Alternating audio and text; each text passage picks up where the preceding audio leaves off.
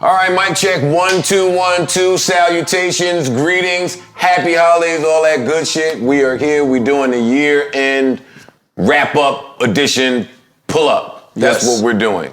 I'm your host, Joe Budden, here with Charlamagne, who was gracious enough to come here and get this done, man. Joe, let me give you the fake handshake since the cameras are rolling. Yeah. That's the fake greeting. Hey, what's up? Like I haven't been sitting there for an hour already. I'm pleased to see that Charlamagne, I'm watching you swag with the church socks. Like, these ain't church I've been socks. doing it too This is now. Spider-Man, bro. What are you talking about? This is from Target. This is Spider-Man. Oh, you know, I'm a Marvel head. Yeah, these are Spider-Man socks. Look, oh my you don't see the webs and the fucking... Yeah, what's up with you? Why you gotta take your feet out on every show now? Nah, I'm just saying. I got my corn shaved down too. That corn, don't do that ever It got shaved again. down. I'm gonna have the surgery on January 16th. I'm actually getting the surgery where they're gonna have the corns removed, but I got them shaved down right now. You wanna see it? No. Oh, all right. No, okay. no. Just ask I'm me. just intrigued by a nigga getting surgery on his corns. Why not? I'm trying to be a better version of me. You got money. You do too. Yeah, but... It's a lot. You'll get them thumbs corrected soon enough. When you get just give it a minute. What, I'm gonna get the fake plastic something? You'll get it corrected, get it shaved down. I like it. It's for character. You should do. I was really thinking about this. Like, if you ever want to steal Siskel and Ebert shit and do like the 2 thumbs up, you got it. There's nobody with thumbs like yours, bro. Every time me and Charlamagne sit together, he just defames me. That wasn't defaming. Yeah, I'm just fucking hiding my shit. I'm just saying embrace things that are different about you because you got thumbs that nobody else has. Well, thank you. Yeah. We've already been fighting about a plethora of different things. The king of R&B being one of them. You the only nigga that's introducing certain names and certain songs, but you also not an R&B nigga. So who's the king of R&B? And when we have that debate about who's the king of R&B, it's got to be a generational thing, right? Because R&B is a deep category. Because if you talking about just of all time, you got to bring up the Marvin Gaye and the Luther Vandrosses. That's soul. You think that's soul? I'm putting it with soul. Yeah, I'm not starting that. But wouldn't it be R&B soul? Like when I go to my music choice channel, it says the R&B soul channel. Yeah, but we're not starting from all the way back there. So it's a generation. We're talking about this generation. Yes. Well, no, okay. I didn't start from there. I started from back then. But we can do this generation. I don't think that's really a tough question if we only do this generation. It's Chris. Yeah, because I put it like this. I will start with this.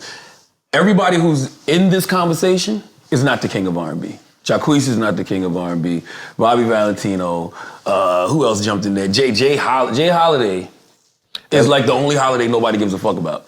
And he's jumping up saying he's the king of R&B. No, you don't. Stop it. I like all the people you're naming, though.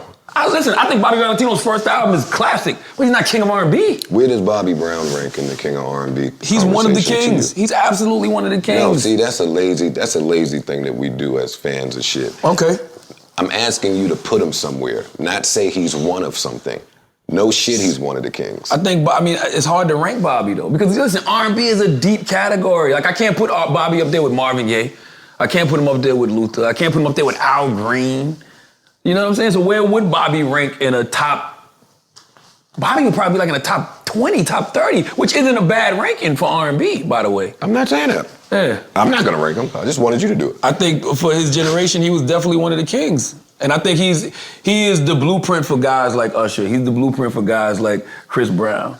You know what I'm saying? I think he introduced that sexy, flexy, being able to dance all over the stage and all of that fly shit. Okay. But then again, Bobby could be fruit off James Brown and Michael Jackson's tree too. So I don't know. Yeah, I'm not gonna put him on a tree. I think it's better to keep it generational. Who's the king of R&B for this generation? Chris Brown. I have no problem with Chris, but I think that we really fronting on Miguel. And I think y'all fronting on Miguel because he's Mexican. I really feel that way. I think if Miguel was black, y'all be looking at Miguel in a different way, man. We're not gonna act like Adorn is not the best R&B record of the past 10, 15 years. That's a loaded question, so I'm unsure. One song. I'm just talking about that one record, Adorn.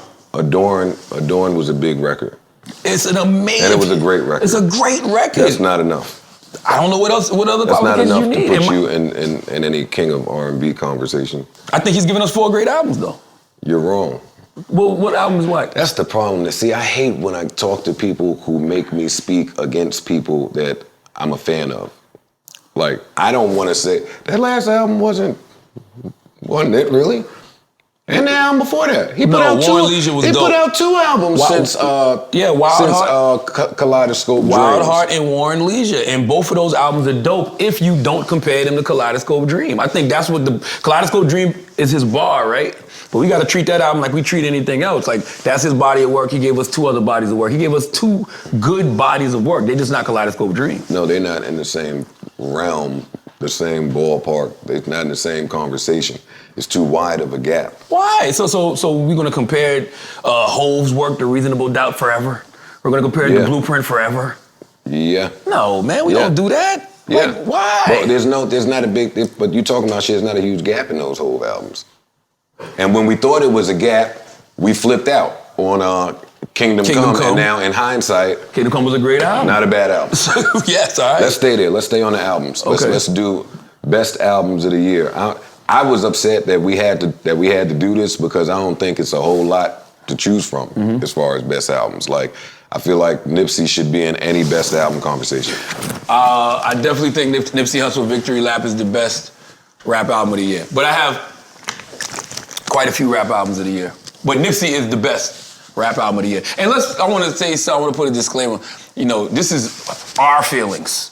This is what we feel. Yeah. We're not acting like we're the authorities and this is the stamp.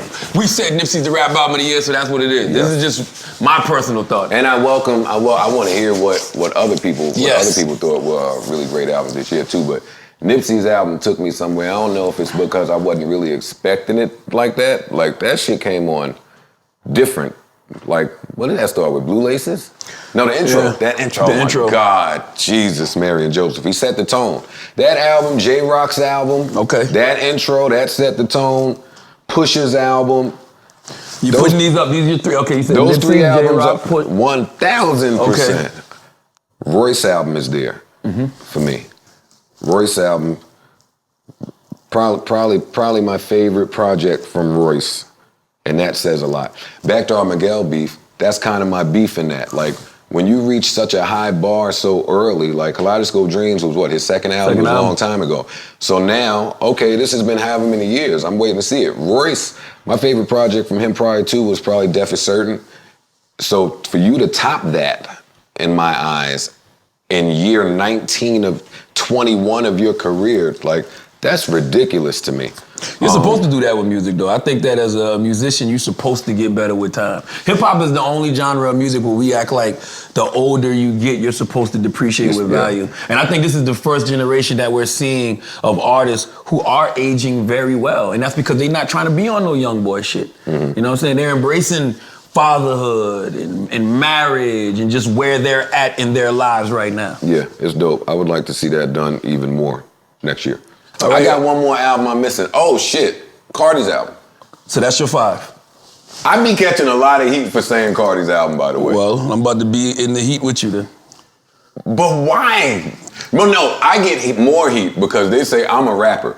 So you're a hip-hop purist. Yeah, I shouldn't view it like that because she ain't writing. No, I view it entirely different. Because I'm a rapper, I understand how tough it is for somebody to go in the booth that isn't naturally a rapper. I know how hard it is for somebody who is not writing something to get the verse to sound exactly the way you want it to sound, and she's bodied the delivery. Like I've seen her shows get better, her songs have gotten better. She's bodying her performance as a rapper. I'm watching Cardi is exactly who we know her to be, which is a star. Cardi, we thought she was a star when she was on Instagram. We thought she was a star when she was on Love and Hip Hop. She's a star. And stars do star things. I only didn't think she was a star in Starlets. That's the only place. Well, you would know better than me. I didn't think that she was. But it's to her work ethic. That's a good point, because I never heard about Cardi when she was in Starlets. I heard about the bartenders. No, that's my point. Yeah. Yo, Cardi has changed the fucking entire game. Yeah, she wasn't the stripper. Yeah, because I thought all the strippers was trash because the bartenders came up. So I thought, damn, if the bartenders are outshining the strippers nowadays, then Bernice and who else was in there? Gracie and Lanny Blair. I thought that they would have won. So I didn't even know Cardi used to strip in Starlets until you said that just now. Yeah, and now when you look at all of the plethora of female MCs, because it's a million of them. Actually, we just said it on the podcast, the Dolls is the new Lils. That is true. This is the best class of female MCs we've had in a long time, though. Well, yeah, and I think all of that stems from, I think all of that's part of Cardi's success, is inspiring. Like, that's what creativity is about, inspiring. And it seems like she's inspired an entire wave of chicks to do shit that they wouldn't have tried before. Like, chicks would have never tried to break into the music business on the mic. Well, all of them don't need to either, though. Nah, I disagree. I mean, all of them don't need to. That's sexist. No, it's not. I'm just saying. That's not sexist. I just said it's the best crop of women MCs we've seen in forever. But you also just said all of them don't need to do it. Because all of them some of them trash. Most of these niggas is trash. Well, that too. They don't need to do it either, though. I agree. Yeah, that's my point. Don't make it an agenda thing, because everybody shouldn't rap. So that's your 5. Those are my 5 albums. Nipsey, J-Rock, Pusha, Royce, Cardi. Okay. I stand on that. All right, I had to write mine down. Nipsey Hussle Victory Lap. That's a given. We agree on that. Daytona Pusha T, we agree on that. Royce the 5'9", Booker Ryan, we agree on that. J-Rock Redemption, we agree on that. Oh, so we there? No, it's one that it's one that you missed that I think, and I can't believe you don't appreciate. Everything Is Love by the Carters, man. But that was a great album, and you a family man now, Joe. Like, you got a fiance, you got kids. Like, you should be able to appreciate that album the way I appreciate that album. I think you got paid to appreciate that album. Why? Because I don't believe that you fuck with that album like you say you do. I didn't even know it was coming out. Okay? I have to know when the album's coming out in order to get a check for it. I need to know the albums that you get a check to promote so I can assess fairly. Everything from Atlantic. Well, I'm just fucking with you. Where you jamming to Everything Is Love by the Carters? Where did I jam to it? Because that's my beef with it, is like some of the, like, I don't want to hear Migos records from them. No. I don't want to hear that sound, but I understand it, but it's not for me. Ape Shit wasn't my favorite song on the album, but I love Friends, I love The Black Effect, I love Love Happy. You know, like, they got great records on the album. And when that album came out, I was actually in LA, and then we left for Anguilla the next week. That is a great album. Well, that's why you doing a bunch of rich nigga shit. Exactly. You're doing too much rich nigga shit. What you want me to do? I'm home. I'm not in Anguilla, Antigua, Jamaica. I don't know what you're doing. Well, Joe, that's your fault. That album probably does sound different out there. They was probably on vacation making it. Amazing. Like, but it's a couple's album though. My girl loves that album. Cause she loves you. Yeah, and my fiance, let me not say my girl. That's she right. loves that album. Listen, if you're a family man, there is no way in hell you don't appreciate that album. I thought it was too short. No, I'm with that nowadays. I thought it was too short. I'm with that though, Joe. I don't think no album should be over 10 songs nowadays. I really don't. You are part of the problem. No, but listen, you acting like Off the Wall was only 9 songs. Off the Wall was 9 songs. Nas Illmatic was 9 songs. Maybe I overanalyzed. Thriller was 10. You naming 2 of the greatest albums ever made in the history of making albums. You know why they were great? Not because they were that short. You don't give nobody any time to say, okay, this shit is going on too long. And I hate that I get on they're cheapening music shit. They're already cheapening music, and you help it with these short albums. Nah, I don't need 15 songs no more. Well, them 2, they established they got $1 billion, so they ain't got time to be doing 15 songs anyway. So I understand that. And the fact that Jay-Z and Beyonce came out with an album this year and people don't appreciate it is crazy to me. Like, what don't you like about the album? I don't like the Migos records. That one record, Ape Shit? That's the one record they actually did, but it was a few more records that had that sound. Not really. That's not true. The Black Effect is, Love Happy is boom bap. Boom. That shit was a boom bap record. Now how I know there's a disconnect. You probably the only nigga that still says boom bap? No, I'm boom bapped out. You the only guy that's referring to the titles on that album like they just known in the barbershop. Yo, Love Happy? I don't know where Love Happy is. Y'all slept on Everything Is Love. I don't think we slept. I think y'all slept on it, man. I think it was received the way it should have been received. Nah, it shouldn't have been received just on title. It should have been on a bunch of different streaming services. It didn't come out on other shit? Later. But that's why it didn't debut at number 1. It debuted at like number 2. Hov is playing a different game. I don't think he ain't looking at debut numbers with them over there.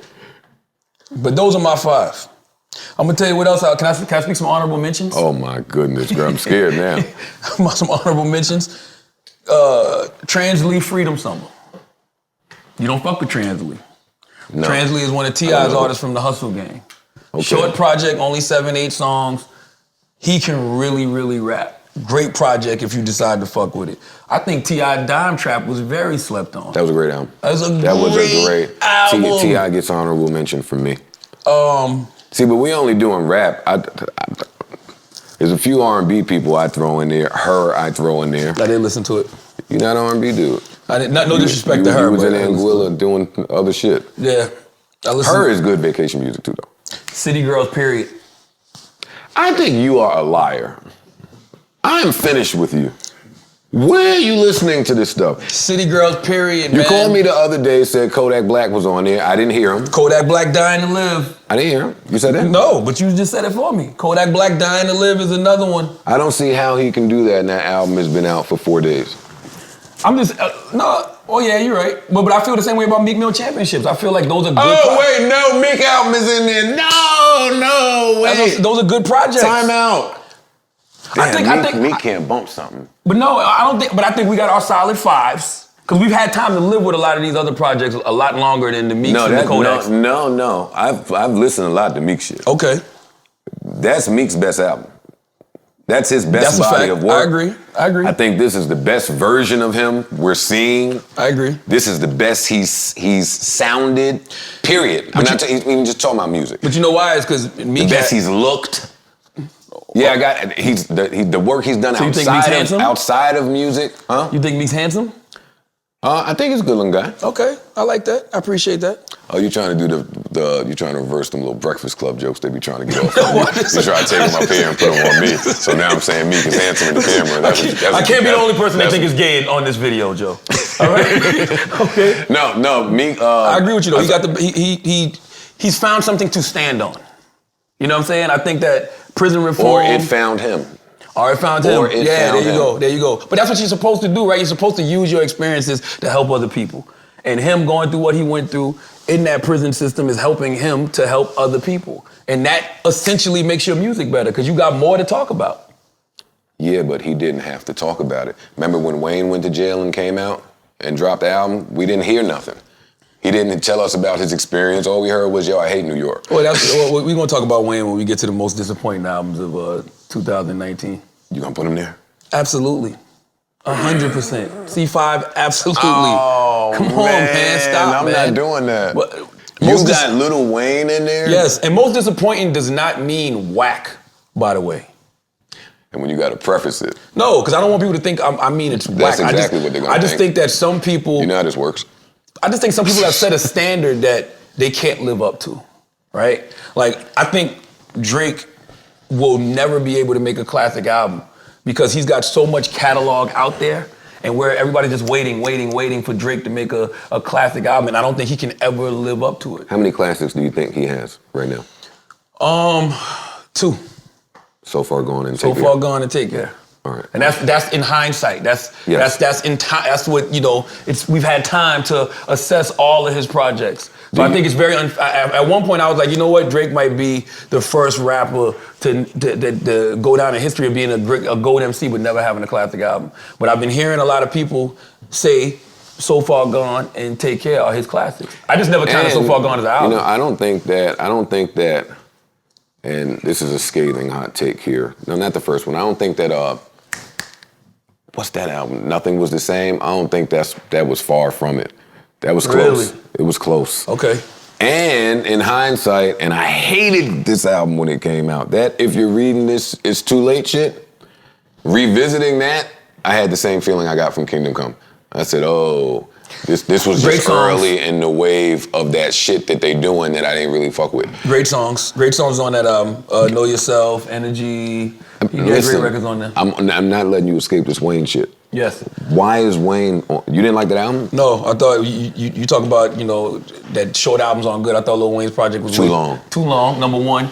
And number two, what is he's not talking about anything. Wayne is 37, 38 years old. You've lived a long, fruitful life. Like you're a father. Like you said, you've been to prison. Like you're not telling us anything about yourself. Like it's still the same typical content we expect. But when has he in recent history? When has he come? But it comes a point where you have to though, right? Like if you want to advance. Why do we love the GOATs? And we don't even gotta talk about the GOATs. Why do we love the J. Coles? Why do we love the Drakes? Why do we love the Kendricks? Because they let us in. You know what I mean? They're vulnerable. Like, we know things about their lives. What do we know about Wayne? Okay, so Wayne's been around too long and has too much of a classic, legendary resume to just be rapping at this point in his life. We know you can rap. We know you got a great flow. We know you got a great delivery. But what are you actually talking about? You don't think he goes in the studio and says, "If it ain't broke, don't break it"? If it ain't broke, don't break it. Yeah. If he's never did all this vulnerable shit that you're saying, if he's never let us in, never told us what's going on, why would he go in and feel like, okay, now's the time? Especially while he's not getting paid for shit in the first place. Like, this was. Well, he got paid for C5, right? Yeah, so he put out C5, the shit that he made when he was fighting with y'all over money. I just want to hear. I just expect you can hear some of the music being dated. That's a fact. I just expect more from Wayne at this point in his career. I want to hear more about Dwayne Carter, not Lil Wayne, the rapper. And once you over 30, you shouldn't be getting called Little anything. Like, it should be Wayne at this point, or just Wheezy, or like, why? Like, I'm not. So you judge him. So let me ask you this. You know that was a disappointing album, because you didn't have it in your best albums of the year. But I didn't expect much from the album. Why? Because of all the reasons I said. Wayne has been fighting with the world. He's been fighting health issues. He's been fighting with Baby. He's been fighting Cash Money. He's been back and forth to court. He didn't look happy for half the fucking year. The music that he was putting out when he was trying to tease the album, because he was trying to drop it for a while. That didn't lend me to think that he was creating new shit. The Drake affiliation being absent, fucking the Nicki, like all of that played into what told me. See, that's the problem in this age of we dropping surprise albums. Because great, now we're just gonna buy it. But what's letting me know that you're producing good shit? I didn't have that, but I wasn't looking for it. This was like Kobe's last game to me when Kobe dropped 51-61. So you think it's done for Wayne, is what you're saying? I think Kobe, you compared it to Kobe's last game, like you don't. I think that I don't think Wayne is done. I'll never say that. You know why you don't want to hear anything after this? Because he's not talking about nothing. I was about to say, to your point, when he comes back, I think he'll have to tell us something. Yeah, think about everything you just said. You just mentioned health problems and money issues. Like, why wasn't all of that reflected in the C5 I would like project? to see a Wayne documentary or something. Wayne's a GOAT to me. He is. That he is. So when you're a GOAT, I feel like it kind of maybe don't matter. Like, there's nothing I can say. That's true. There's nothing I can say about this Wayne album. It don't change nothing. It don't change for his me. legacy. He's gonna wake up tomorrow, Lil Wayne. Yeah, that's his place in hip hop history is solidified. Yeah. But he still had one of the most disappointing albums of 2019. Who was you disappointed by? Let me look at this list. I got Lil Wayne. Oh man, no, this one hurts. No, this hurts, man. Talk to me. Anderson .Paak. Anderson confused me with this album. That's my guy. I love Anderson. Anderson is my guy, man. I thought he was an R&B artist. I love you, man. Anderson, no, you already know, man. I thought he was an R&B artist. I didn't know he rapped. I mean, I knew he rapped, but I didn't think that people listed him as a rapper. Because I used to talk about Anderson and Miguel being my favorite R&B artists, because Malibu was more R&B, baby. That's how you can tell you don't know nothing about R&B. I'm just telling you. He's not considered an R&B artist?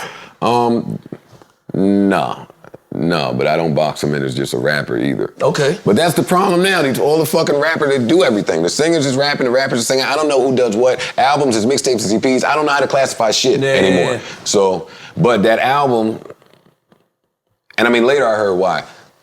Like I heard him say he did an album, he thought it was finished, and the Tiana Taylor shit. He gave it to Dre. And the album went out after Dre did whatever he did, and that's the album that went out. So Dre fucked up Anderson .Paak's album is what you're saying? I was a little disappointed by the album. It was a little all over the place for me. His last album was way too great. So Dre fucked it up is what you're saying? I'm not saying Come on, that. You're on Spotify, not Apple, Joe. You can say Dre fucked up the album. No, old Joe says stuff like that. I'm trying to keep all my jobs. And Anderson .Paak goes on there for me, man. Okay, so we got Wayne, we got Anderson .Paak. I'll give you a third. Oh, come on, Nas was the worst album out of the whole good music 7-album rollout? It was a bad album. It was a bad album, and you know what? It wasn't even because of the production. I love Nas. If you ask me who one of my 7 favorite MCs are, it's gonna be Nasir Jones. Same. But something was off about Nas's flow on the Nas album. He knows it too, though. You think so? He knows it. I saw a few interviews and read some things he said after that album came out. Like, when you ever saw Nas drop an album and a month later start telling you about the album he's been working on. That's his real album. I was in with, he was in with the heads for that album. So I don't know what was going on with that Kanye shit. I got a whole lot of theories, but it sounded like he's had some vocals and played with the pitch, because you're right, the flow didn't sound like it's supposed to sound. It sounded like he took other verses and put them on people's beats. Like, he had beats that Nas might have recorded to, but then he took Nas's vocals off and put them on something else. And we were reminded on that when Swiss dropped Echo. It's like, oh, now that is Nas. That's how we used to hear it now. That other shit. I mean, it was a couple great cool joints, but no. Even the Nas Khaled shit from a couple years ago, Nas album done. Like, Nas was in pocket. Yes. He did not sound in pocket at all on this album. And it was 2 songs on that Nas album that Kanye played for me this year that Nas was not on. One was Cop Shot the Kid. That was just Ye. And the other one was, I can't remember what the other one was. But yeah, it sounded like it was rushed. Like, it had so much. It was rushed. It did. It was rushed. I had high anticipations for that album. Like, Kanye production with Nas lyrics. That's because that's your fucking bestie that you walk through the valley of death with. He's okay. Oh, man, you be pumping up a lot of that Kanye bullshit. I just told you the Nas album was whack. I know, but you also just told me you went into it with high expectations. Why? You wouldn't? No! Because of Kanye's history with production and Nas being one of the greatest MCs of all time? That wouldn't be like, oh shit, that might sound dope. Yo, Charlamagne. Stop it, man. God, I'm telling you, I'm a savvy listener. So I just look for shit different. Okay. Kanye didn't give us nothing to say, hey, I'm putting my time and energy and efforts into this project. That's not true. It all looked like a rush. No. It all looked a mess. When did Nas' album come out in that rollout? I know Pusha came first. Pusha was first. So Pusha set the bar. We talking about that's a rap album of the year. No. They don't trick me with that. They don't fool me with that. Pusha went in and actually put his foot in that album. He worked on that album. Kanye know that. He did that on his own. But that's Push. Push don't need you niggas in there with him, so he came to Kanye with a completed album. All that other Kanye shit and so did Tiana. So that's why you book it. Tiana had a great project. I agree, but that's why you book in. Tiana in the end, Pusha in the front. All that shit in the middle is Kanye shit. All that 4 album in a month. I don't know what his deal with that But why would we expect Nas shit to be whack when Pusha shit was so good? In my mind, I'm like, oh shit, this Nas and Kanye shit might be something. If Pusha album sound like this. Push's preference. Push's preference is that mid-tempo beat. Mm-hmm. So all that, and Kanye loves that mid-tempo BPM. It's a match made in heaven. Not so much with Nas. Nas's BPMs I like are a little faster. Hero, fucking Message, any Nas song that I love, it's just a little faster so he can get in his bag. I'm with you. I don't like cool Nas on records. Nas is already cool. Fam, they didn't even look comfortable in the fucking picture in Queensbridge. Wow. They hopped out a truck, looked like they didn't say 2 words to each other in the truck. Why do I want these 2 niggas working with each other? Listen, I'm still one of these people that respect New York, so I would never feel comfortable in Queensbridge. Okay? Right? There's no way in hell I feel comfortable in Queensbridge after dark with all them niggas around. I'm sorry. Sorry. That's just me. Me. And Kanye wouldn't either. He didn't. Who we got? So we got Nas, Anderson .Paak, Lil Wayne, and we gotta throw Ye up there. We gotta throw the Ye album. Ye album was disappointing. I didn't hear it. Oh no, Ye album. It was disappointing. It was cool. Wait, him and Cudi? No, I like the Cudi and Ye album. I like Kid See Ghost. Kanye put a solo album out. What's the name of it? Ye. Oh yeah. Yeah, but he got. I'm doing real good in my cancel Kanye culture thingamajiggy. Ye was disappointing. I didn't hear it. Ye was cool though. Ye was a cool album. When I heard it, it was cool. But in hindsight, it was disappointing because Ye's albums for good or bad, usually move the culture. Even I never was a fan of Yeezus, but it still moved the culture. We have not seen a Kanye album just come and go. Ye just was like a fart. Like that shit happened, we smelt it for a minute, and then that shit was on to the next. That has not happened with Ye music, ever. Tell me a Ye project that's happened to. His album wasn't a part of that little Yes, it mix-up, was. right? That mix-up was a flop. Nah, it wasn't. It wasn't a flop. It wasn't a flop. How? We got 3 good projects out of it. Oh no, I'm talking about from the business angle. I told you I would be trying to audit them niggas. If it were me, man, I don't know what you artists are doing today. I would audit every last one of them niggas up there. That's Y'all a good flew question. to Wyoming with what? Where's my budget? Where's my shit? Fuck this tweet shit. Fuck y'all tweeting. Fuck this artist support. Hey, this album is out. No. Yeah. I'm auditing. That's a good question, though. Did Def Jam open up budgets for those albums? Listen, That's man. a good question. I'm wondering, like, I don't know. Did Def Jam open up budgets for those albums? Because it seems like I never saw any videos from Kid See Ghost. I never saw any videos from Ye. Push. I might have saw like one video from Push. Said Ye, somebody had to pay for it when they changed the album artwork. Ye had to pay for it or something because it wasn't in his budget. His budget was like 20 That's what I'm grand or something saying. for the picture they had, but that picture cost 80 grand. Listen, man, I'm not saying nothing. They better be lucky Joe Budden is off of Def Jam. We need one more. Who's the 5th most disappointing album? I got a 5th album, Talk to me. and this is gonna pain me Why? because this was still a good album. That don't even make no sense. Who you It's trying the to avoid same smoke thing with? you did. No, it's not. You Wait, said it's you the same. did. He started this with Oh, saying, I feel hey. you're right. Ray Shrummer's album for me. Oh man. That was this year? Too much music. They put out a triple disc. Too much music. Wasn't a bad album though. No way. did I don't you- think they're capable of making a bad album. But the way they handled it and the way it was packaged. Yeah, it was a triple album. I wouldn't have minded the double album, solo album from Sway Lee, solo album from Jimmy. I would have appreciated that. But this was the album that was supposed to like take them to another level. You know what I'm saying? Well, I'm about to say the same thing about the Migos solo rollout. I like Takeoff's album though. Okay, take off. I didn't. Quavo's album. I expected a little bit more. But I like Takeoff's album. Quavo's could sneak in there, but I think my greater point was they probably faced a reality check. Same way you said about Ray Shrummer. Migos probably feel like they could have done a little something different. Do we throw J. Cole and Drake's albums in there? Scorpion and KOD? I like Drake's album a lot. You say you like Drake's album. Okay. Drake's album is in my... I'm still listening to that album. I think that it's a great... If it were condensed. Yeah, if it were condensed... I can't be mad at Scorpion. Scorpion got some joints. Like, you know what I'm saying? It's just hard to make a double album. You know what I'm saying? So the only reason I would even consider Drake for most disappointing albums is because everybody keeps waiting for Drake to make a classic when the reality is he has. Yeah, I think so. It's behind him. He has. But... KOD, you think, was KOD disappointing? No.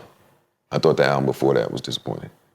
Yeah, For Your Eyes Only. I didn't like For Your Eyes Only. I think KOD might be his second best album.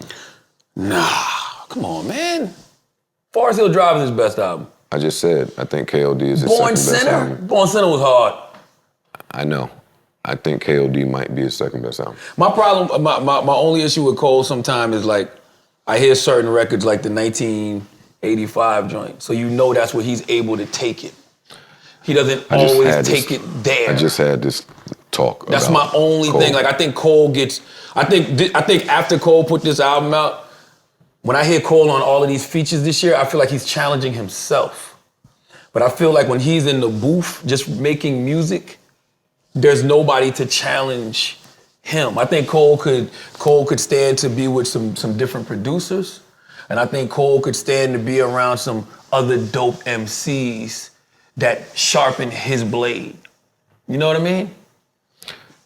You know, for a long time, I thought that Cole might have avoided certain MCs, but Yeah, this year, this year and the end of last year, he got that thought completely out of my head. Well, he shows up with top tier niggas, and I haven't heard him be outdone yet. That's not true. Now, we're not going to tell you. Now, he's bodied every feature he's been on, but Rhapsody bodied him on Sojourner. And y'all going to stop fronting on Rhapsody like Rhapsody is not an elite top tier MC. Period. You know we say that all the time. Nobody ever takes that away from Rhapsody. You just acted like he bodied Rhapsody on Sojourner, though. But I was more, Rhapsody wasn't somebody I was thinking about that he would avoid because He's been avoiding Rhapsody. He's never done a song with Rhapsody. This is their first time. Yeah, but I think that's a collab that I could see. I think Ninth will get it done. Yeah, they both, that should have been happened. They both from North Carolina. I'm talking about when Both on Rock Nation. But that's my point. That would get done. But when Jeezy announced that he had a record with Cole and Kendrick, it was like, wait a minute now. You didn't avoid that? Yeah. But then we heard the record, and it wasn't so much Kendrick.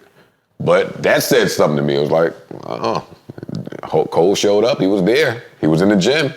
Kendrick didn't seem to want too much. And then he showed up on Royce's album. Could you stop? Why you acting like Cole bodied Kendrick on that record with Jeezy?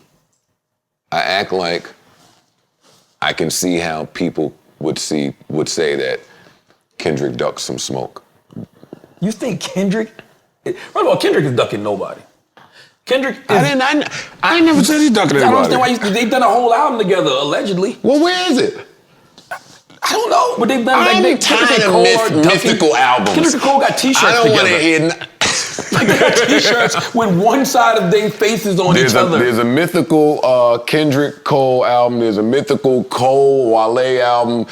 Jewels and Wayne still. I'm tired of these albums. Yeah, I'm past it. I'll still listen. Detox, not worried. I'm not even thinking about that. Wait, there's another Drake and Wayne. J Electronica, I'm not worried about that one. Jules and Wayne, like that's old school. Like I'm still holding out hope for a Kendrick Cole album. I want you niggas to stop it. I want y'all to rap alone. I get why you're doing it.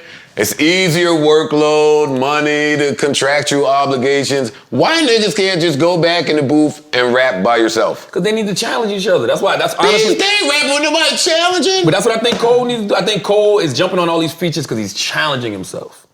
I really feel that way. Are we wrong for wanting Cole to switch it up or any artist? Because we said that earlier about Wayne. Now we're saying it about Cole. I know when I rapped, I was mad at niggas saying he needs to switch it up, even if they were correct. Because what if I just want to be stuck here in this one place? What if Cole is saying, I'm cool? Nah, because that's not how you grow. And Jay-Z is showing us that. You know what I'm saying? That's not how you grow as a MC. Kendrick is showing us that. Kendrick's projects have been sounding different. Good Kid, Mad City did not sound like The Pimp a Butterfly. The Pimp a Butterfly did not sound like Damn. Like he's grown with each album. He's playing with different sounds. We want Cole to do that. That used to be the critique on Nas for years. Like Nas, please get some top tier production. One of the reasons I was excited when he did the joint with Kanye. So that's our five. What's the five most disappointing? Oh no, we just named we got it right. We just ran through Kanye West, yeah. I didn't hear that. Nas. Yes. Anderson .Paak.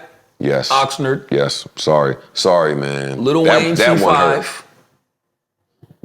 No, you put that in there. No, he put that there. Who was the fifth? Was it Quavo? Yeah, I put that I don't know if I agree with the Ray Schwartzman being disappointing, though. I was disappointed in it. Love it. Yeah. Love how they went about it, because I fuck with both of them. What would make it not disappointing? Condense. Because the music was good. It's too much. It's too much. Like Sway Lee shit in the middle. It was too much. Some of them songs were extremely repetitive, but boy, it was a vibe.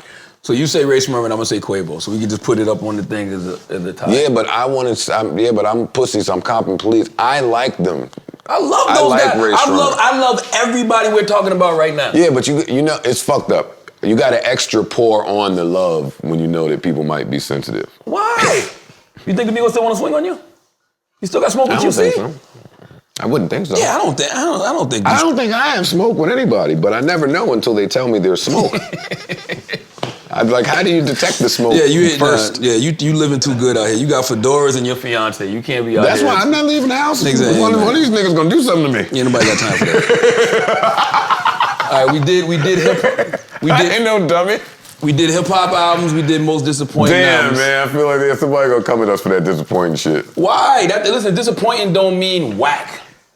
We just but you get to expected more. Yeah, but you saying Kanye shit was disappointing after you done interviewed him 5 times. I'm trying to get my shit off still. But I don't think Ye shit you was keep whack. lumping me with the Wayne. Yeah, we think Wayne together. Wayne's trash, my nigga. Yeah, no, I don't want nothing to do with none of that. I don't think Ye's album was whack though. It just was disappointing. It's Kanye. Like Kanye's put a bar that's just different. Kanye always moves culture forward. He always shifts things. He always changes things with his music. He did not do that with this album. Simple as that. So that to me, that's disappointing. What was the album? Did he do it with the last album? The album before this one? Yes. To Life of Pablo was a great album. I thought Life of Pablo was amazing. All right, where we at next, man? What Best we doing? lyricist, baby. Hey! This is a category that you know a lot about. No. Lyricist of the year. One thing I like about the Lyricist of the Year category, you young boys can say whatever the fuck y'all want. Everybody that's over 40 is rapping circles around a lot of these young motherfuckers. Oh, that's big facts. That's a fact, and there's no dispute. Even the young people have to admit it. Let me see. Okay? You want me to start with my 5 Lyricists of the Year? Let's hear it. My Lyricists of the Year in no particular order. Don't start naming your South Carolina friends. Sean, Jay-Z, Carter, Hove, Sir Carter from Brooklyn, whatever you want to call him. Now, are we putting him there based off of legacy? No, we're putting him there based off Everything Is Love in the verse off Meek Mill's album, What's Free, God damn it.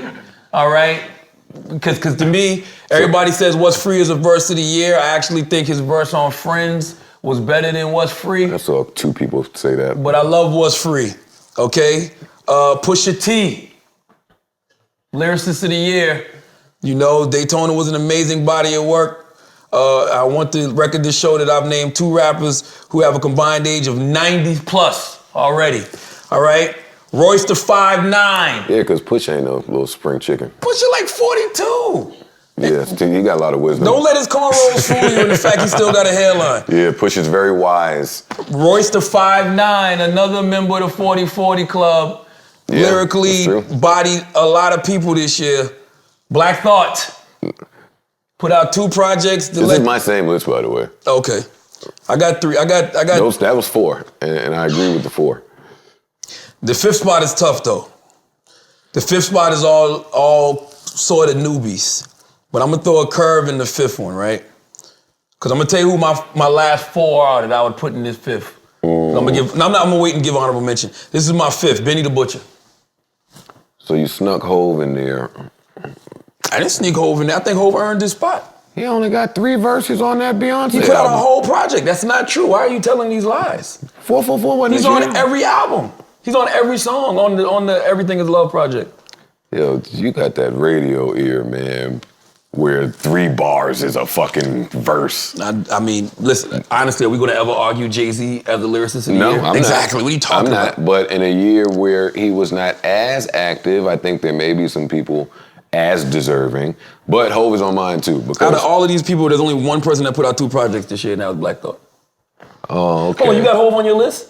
Yeah. So why are you arguing with me about having him on mine? Because why do you have him on your list? Don't try that technology shit with me. Why do you have him on your list? Because he left Earth on a few of his performances this year. Tell me the ones you think. What's Free, definitely. I will say though, social media hyped What's Free the fuck up. No, they didn't. Yes, they did. No, they didn't. You know why they hyped it up? Because it's Hove. That's not true. It's like watching Jordan score 40 You're points lying. and getting. I mean, it's like watching LeBron get 40, 10, and 15. Like that's LeBron. You have nostalgic shit going on with you. In recent years, we have seen the internet kill Hove. Because they're stupid. I saw Hove. You gotta pick a side. Listen. Which one is it? You know what I saw Hove in Johannesburg. You know what I said to Hove? I said, how does it feel that this generation finally realizes you can rap? That's Hove. When is Hove not rapped God level? Hove got a lot of criticism on, what was that? Oh, I think it was the Magna Carta album. That was 3-4 years ago. And then that album is better than most people. Shit, he's still snapping on it. Fam. 444 came out last year. And before that album came out, there was a growing community of people saying he should hang that mic up. Of course, that's foolishness. But that happens all the time with Hov. I mean, but Hov is in there because it's still elite. He's still the bar. Yes, that is a fact. He still is. That is a fact. He's just elite level. It's just different. So he's there. When he comes out and he showcases that, he's there for me. But he's earning his spot, though. It's a 48, 49-year-old man who's still at the top of his game. And he's exactly what I said Wayne lacks, Hov doesn't. Because Hov is using all his experiences and putting him in his music, and it makes him a better rapper. Well, that's what you kind of have to do when you get up in age. It's the fundamentals. Absolutely. Thing. And Wayne should do that. I'm gonna throw Styles P in there, man. Not mad at that one. Styles put out a lot, and the reason you gotta put Styles in there is because Styles put out a lot of music. And that's why he put out a lot of music and didn't underperform not once. I listened to all of them shits. At first I was confused by the Dave East pairing, and then when I heard it, it made all the sense in the universe. But I put Styles in the Hov category. Yeah, but to do that, well, yeah. I expect Styles to be Styles. Yeah, but people don't really understand. Styles, back to your 40 plus thing, is however old. For him he's running his juice bars, he's married, he's busy. For him to say, all right, Dave, I'm there, and them do an album, and him deliver like that with this young boy who's still passionate about rapping, that speaks volumes to me. Then gotta leave him, turn around and rap with Kiss and fucking Styles. Man, as a nigga that was in a group, that shit ain't cute. That's hard work. He did that. Countless features. Yeah, Styles goes there for me. So that's your 5. That's my 5th, but there's somebody that I'm forgetting to highlight. Kodak Black, baby. I'm putting Meek on mine too. Meek is my honorable mention. I'm putting Meek on mine too because Meek gets my most improved rapper award. Nah, that he won't get mine. I think Meek is Meek, and I think that Meek, I think Meek delivered the way we know Meek can deliver. If I have to give most improved rapper award to anybody, it's going to 21 Savage. Absolutely.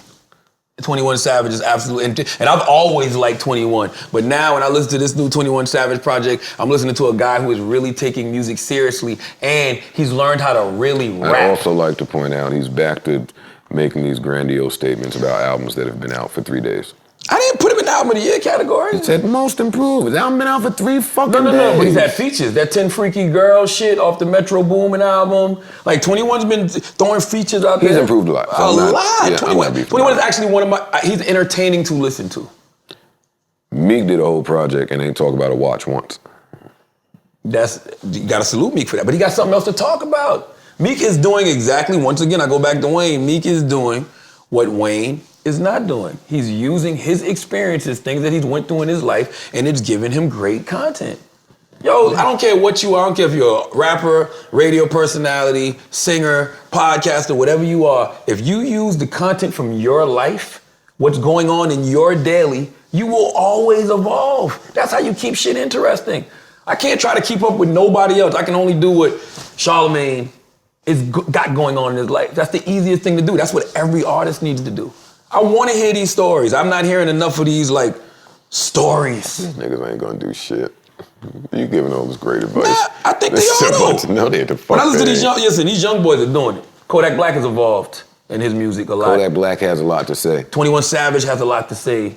21 Savage seems to have evolved just as a human. Yes. 100%. Actually, him and Meek are kind of similar. Same with Meek. They both evolved, and you can just hear it in the music. You hear it. Plain as day. You see it, and I salute them because I know that is going to be a trend going forward. Because one thing about growth and evolution, it doesn't stop. You know what I'm saying? If you're truly growing and you're truly evolving, it's going to always reflect in whatever it is that you're doing. Griselda. Oh, but that whole team is doing it. Yeah, I'm doing it. But that's y'all didn't get it last year because I already know how this goes. little known from Buffalo. Y'all know how this goes. The end of the year list. We not, this year, nah. They gotta get it. Every time I heard a verse from any one of them, it went crazy. Okay, so that's all 5. Boom. That's in good. the honorable mentions. But that was important because nobody else is gonna give them their credit, and they've been busting their ass. Yeah, I haven't listened to the Rap Radar interview with Griselda yet, but I plan to. Is it out? I don't know if it's out yet. I don't think it's out yet either. I don't know if it's out yet. But literally, when we talk about people that have been getting talked about in the barbershop here in Jersey for the past 3 years, my barber Ty has been playing anything from Griselda Records. He loves fucking Benny. Best lyricist, we can agree. We said... We agree. You put Styles on there. I put Styles there. All right, he's in the conversation, but if we put the 5 up, who's gonna be the 5 that's up? Hove, Royce the 5'9", Black Thought, Pusha T. And I got Benny the Butcher for mine. So we can do both. We can put Benny / Styles. I'm not mad at it. And I know people are watching this right now saying, see, these are old nigga takes. So... Y'all do your own, exactly. Y'all do your own motherfucking year-end wrap-up shit if y'all got other people that y'all want to have on the list. Because once again, we're not saying that this is what it is. This is what me and Joe fucked with this year. Nah, them 5 niggas gonna clean the rest of y'all up. That too. I'm firm in that. Hey, I'm not young nigga shaming. The young niggas they excel in a lot of other areas. But that lyricist spot, that's tough for them to crack, man. It's tough for them to crack. Nah, you got some dope young lyricists out there, though. Once again, I'm from the South. So the people that I fuck with, other people may not like. Like, I love Trans Lee. You know what I'm saying? I love Kodak Black. I love 21 Savage. You know what I mean? But I know the difference between them guys and what I call lyricism from them as opposed to a Royce. As opposed to a Pusha, a Hove. I know the difference. You know what I'm saying? I understand that. And it's some of these young niggas, like, it's only a couple of these young people that we call elite rappers that I put in that category. I'm not putting Drake in there. I'm not putting Cole up there. Well, maybe Cole. But I'll put Kendrick up there. Okay. I'll put Rhapsody up there with them. I think, like, those are the people that if Kendrick and Styles did a song together, or Kendrick and Royce, I'll be expecting some shit. I'll be expecting, like, Kendrick to come with it. I'll be expecting Rhapsody to come with it. I'll be expecting Cole to come with it. You know what I'm saying? But other than that, like, it's okay. I do want to say, before I forget, that I didn't hear Kevin Gates' project, but a bunch of people told me that it was really, really good. So I feel kind of bad that we are at the end of the year and I ain't hear it. So maybe it deserves to go somewhere. But I'm not apologizing. Listen, it's too much music that came out. Yeah, I can't listen to all of it. I don't see how y'all could listen to all of it. It's too much. I'm not apologizing for stuff I didn't hear, bro. I'm sorry. Salute to Kevin Gates. I am. I used to feel real bad about that. Like y'all radio niggas, y'all hear so much music. So as a lesser known person, if y'all ain't hear my album, but I got an album that's slamming, no? Let me tell you kids something. It doesn't matter what the fuck the radio plays anymore. Right? Majority of the stuff that I listen to is not being played on the radio. You know, radio is reacting to what is going on in the world. And you know what? They should.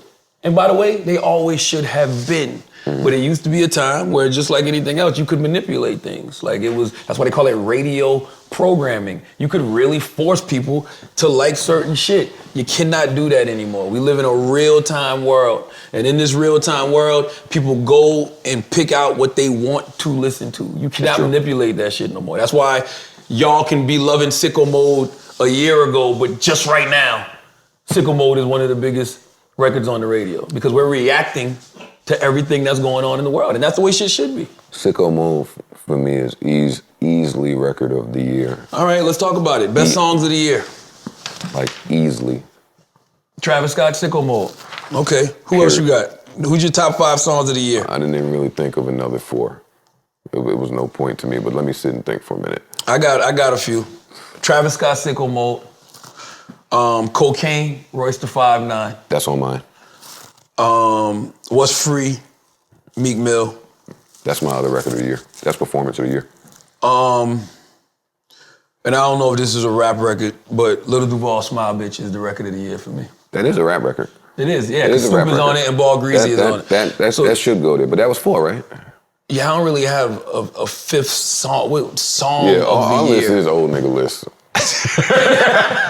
Because Sheck West was Mo Bamba. How could that not make? How could that not make a list? Nah, I fuck with Sheck West, Mo Bamba. That would have to be in the conversation That would have for to Song be. of the Year. Little Baby Drip Too Hard. I love that record. We're not gonna front and act like Lil Baby didn't have a phenomenal year. Phenomenal year. And I like that. I like that album a lot too. He's one of the Lils that make albums that I like. My 3 favorite rappers right now. If you ask me who my 3 favorite rappers are right now at this moment, today, whatever day we're doing this, Lil Baby, Kodak Black, and 21 Savage are my 3 favorite rappers right now. Right now, at this moment. I'm talking about today. Yeah, but that's your thing you do to appeal to the young people. No, I don't. That's what I'm riding around listening to. No, I know. That's who I'm working out to. You've spoken highly of 21 Savage for a long time. But I'm from the South though, so my ear is different. Like I grew up off Project Pat and Trick Daddy, and like I like that style. I like Plies. I grew up off Jeezy, T.I. Like I grew up off that kind of shit. What did you think when Trick Daddy chimed in on the Kodak beef or the Kodak Ebro shit? What did I think about it? Did you see Trick Daddy chime in? I did. I expected Trick to do that. Yeah. Like I expected some OG from Florida to do that. Why wouldn't he? And that's how it should be. Ebro's, how old is he? Older. Yeah. So when you got an older guy, and the older guy does something to a younger person, an older person should check the older guy if they think the older person is wrong. That's what OGs are for. Even if it's an interview. Why not?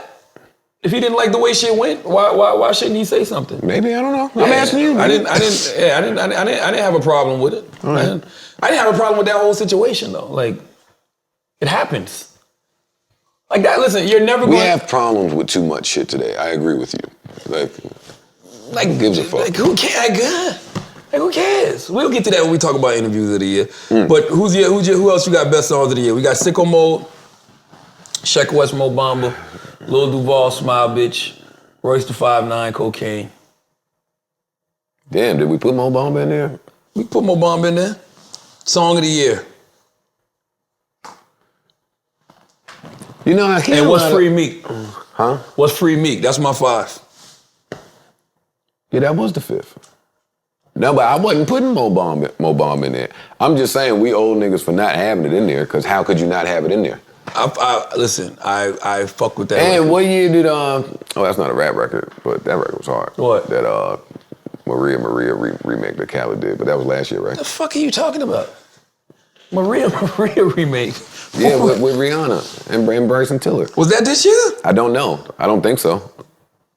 I don't think so. Yeah, I don't think so. That was a great record. Salute to Yeah, Wild Thought. That was a real good record. Salute to Khaled, man. Khaled is running the biggest finesse game on the world, and nobody gives a fuck. Khaled been working out for 3 years and hasn't lost a pound, but got a Weight Watchers deal. That's why I ain't even mad at Khaled, yo. Who's running the biggest finesse game? You don't think Khaled lost some weight? No. I think he's the biggest finesser, but not because of the Weight Watchers scam. Why do you think he's the biggest finesser? Fam, that nigga fucking... I feel bad for Snapchat investors, man. Why? What do you mean, why? Because Snapchat stock was doing great. They looked great. New filters every day, new backgrounds, new words at the bottom. Off of Khaled's back. And the second that he left and took his major key little emoji with him elsewhere... What's wrong with that, though? That's what you get for not giving people from the culture equity into something. They should have gave Khaled a share or two in Snapchat if they wanted me to stay on here. Because once all Khaled did was use Snapchat to get to another level. He became Khaled, so he's just this big entity icon now. Can finesse people like Weight Watchers to give him a deal. He get on the elliptical for a minute. See, but that's what I'm calling. Enough to put on Snapchat or Instagram story and keep it moving. But that's what I'm calling the finesse, though. The fact that I guess they didn't give it to him. I wouldn't have gave it to him. I mean, because nobody asked Khaled to be on Snapchat.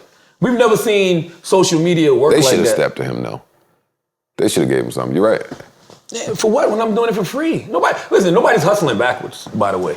If you jump on one of these platforms and you blow it up, they already worth $10 billion. What would it benefit me to just give you a share of my company? That's why we got to be very protective of. What's it worth now? You're right, but that's because everybody got the fuck up off Snapchat. Because Instagram killed that shit. Instagram gave us the same feature that Snapchat had in their story. I don't have time for all these apps. I just deleted Twitter off my phone this morning. Really? Off the phone, this shit is distracting. Like, I don't give a fuck about people's thoughts you like that. trying to get like really mature? Yes. So where you gonna use Twitter at? You're not gonna use it? I got Instagram. So whenever I post some shit to the gram, it goes to Twitter, it goes to Facebook. You have definitely reached a new level of money.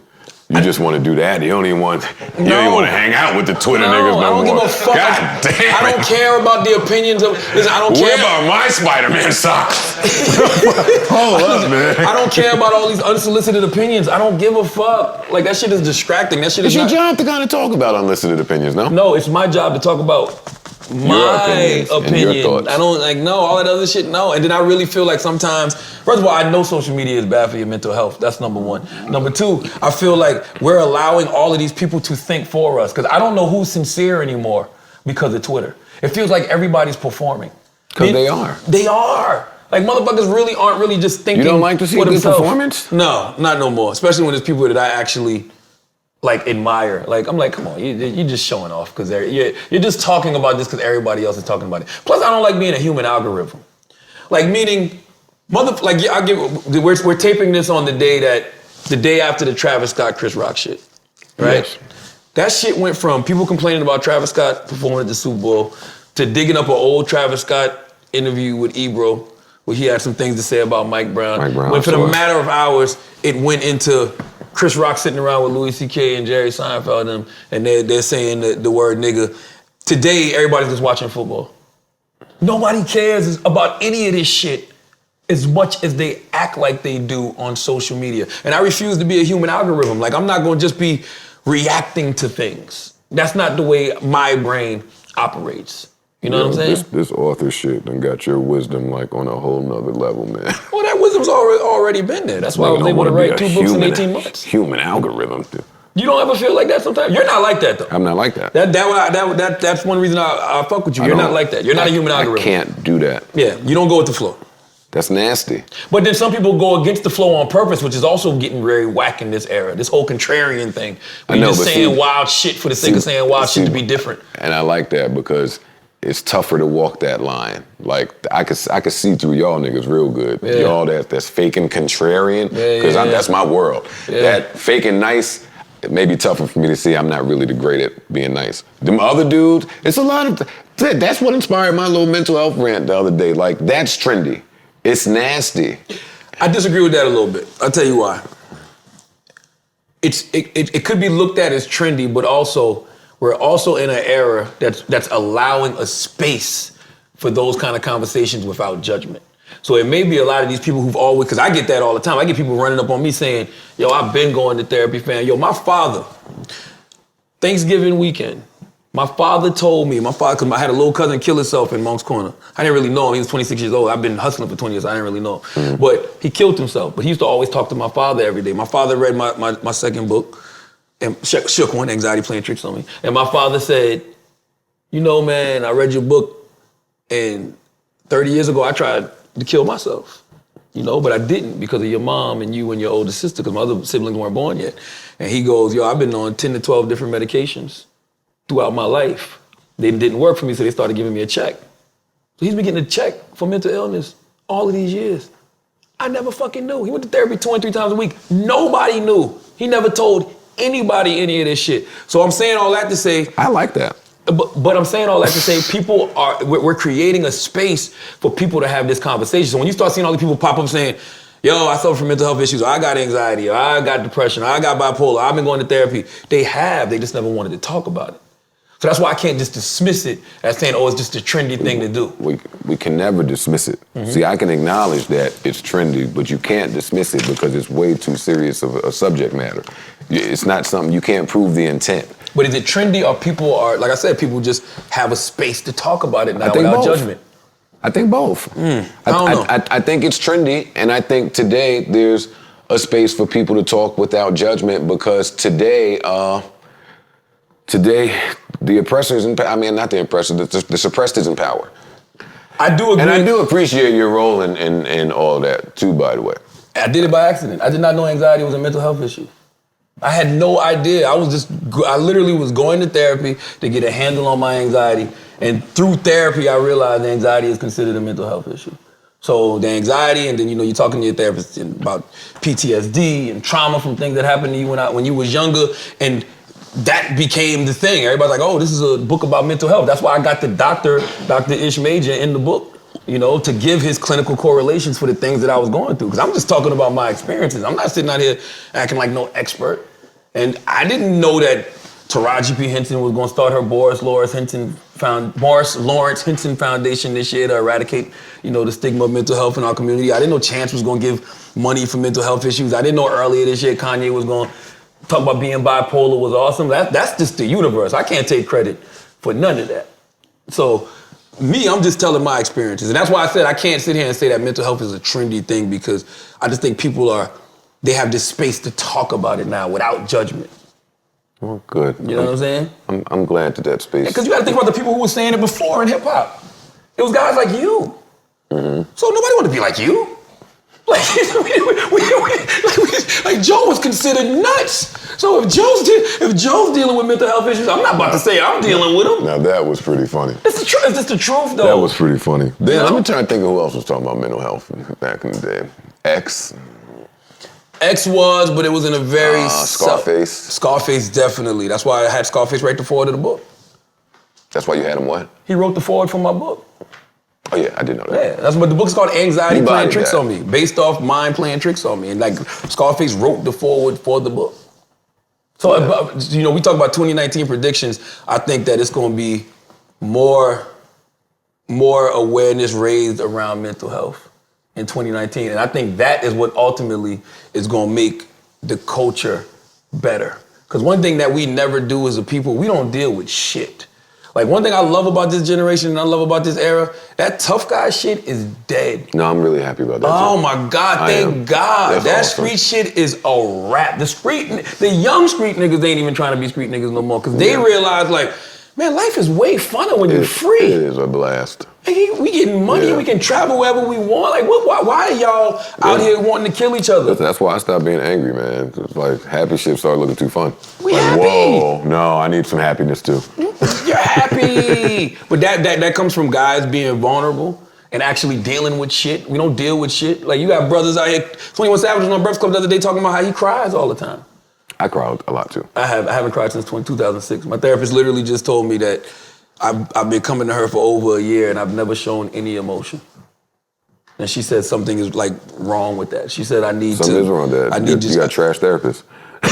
No, I don't think if you've been going to your therapist for a year and you ain't shown no emotion yet, what type of traumatizing shit is in your past? I cry for weird shit though. Like, I cry for shit that, like, I cry watching like Ricky get shot in Boys in the Hood. Like, you ever seen My Girls? You seen My Girls? No. With Macaulay Culkin and like Thomas J gets stung by all the bees. No. And then she's at the funeral like, his glasses. I got the shit like that makes my eyes water up. Like, life shit is like, it's life. Like, certain shit happens in your life and I've seen it a million times. So it's like, I'm kind of like numb to it. All right, I'm gonna recommend some therapists to you. You got a good one that makes you cry? I got a few good ones. On deck. What's the last thing that made you cry, Joe? Some show I just watched. TV. I cry at TV a lot. Me too. I cried on my birthday last year. Not hard tears, but I was watering up because I was drunk and I was watching a video that a bunch of my peoples made for me. Okay. And that shit made me like, oh, my dog died. I cried when my dog died recently. Rest in peace, Harlem. I cried before I proposed. I cried on my birthday. I didn't see you cry on that stage. No, I said before. Like, maybe a day before, like, when I was in my bag 6 a.m. here by myself. Not actually in the moment. I was cool. I cry a lot. It's healthy. I try to practice it. Mm-hmm. Everything that goes in has to come out. I agree with that. You don't think that it can come out in other ways, though? Yeah, I agree. It just has to come out. That's all. Yeah. I don't care how it comes out. For me, I feel other people's pain and sympathy a lot. Mac Miller died, X died, Kim Porter died. Let me tell you something. It seemed like at the end of every State of the Culture taping, like when we were just in there for 5 hours and then we would walk out, all of us would find out that somebody died. It happened like at least on 2 or 3 Fridays in a row. It was like, shit. You know, that's why I hate taping on Fridays, because shit like that. But well, people die every day, Joe. But I understand what you're saying.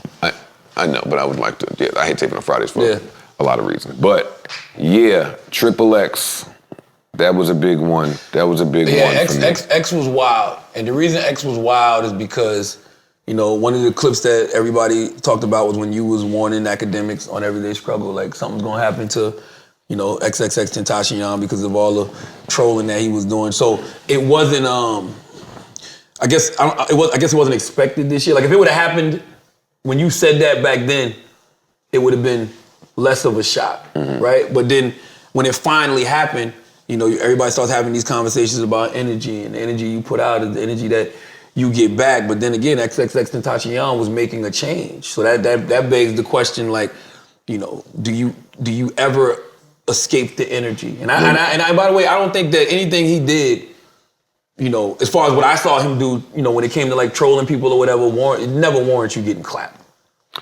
You know that's what I'm about to say. When you're making the changes, part of that is changing your surroundings as well. Very true. Kodak Black said that's the reason he moved to LA, by the way. Kodak Black has said that. Chief Keef has said that. You know, I got a little experience with this because Stack Bundles died in his hood, and that was my man. They caught Chinks in Queens. Yeah. Like, and these are all people that was changing and trying to do some different shit. So yeah, X was changing, but he had a luxury car in the hood, and the hood ain't changing.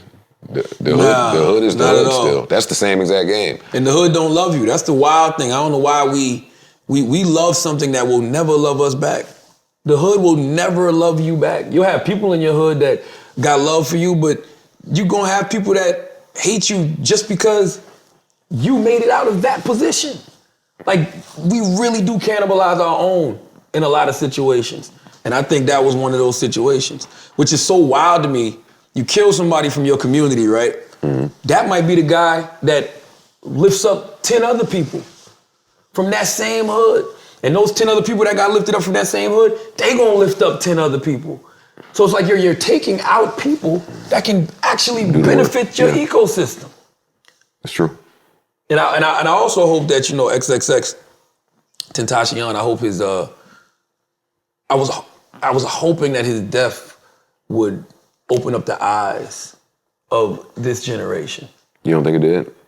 I think it did, but I'm not sure, because I think it's been 3 situations this year that opened up the eyes of this generation. I think it was XXX Tentacion. I think it was Tekashi really ending up in the situation he's in jail, which is funny because the last time we did the pull up, we was talking about that happening. And I think little Pete dying of a drug overdose. Not Mac Miller too? We still don't know the details of Mac's situation, though. Was it a drug overdose? Yeah. When I hear fentanyl, I don't think accidental. Oh no, so that's true. The fentanyl was in the cocaine. Yeah. So he bought coke from somebody, they put fentanyl in it. Yeah, and it was just a bad mix with whatever else he was inside of him at the time. So it was unfortunate. But I saw a lot of people come out after that and say, you know, no more. You know, the same shit we hear after somebody dies. No more. I just gotta slow down. I gotta stop.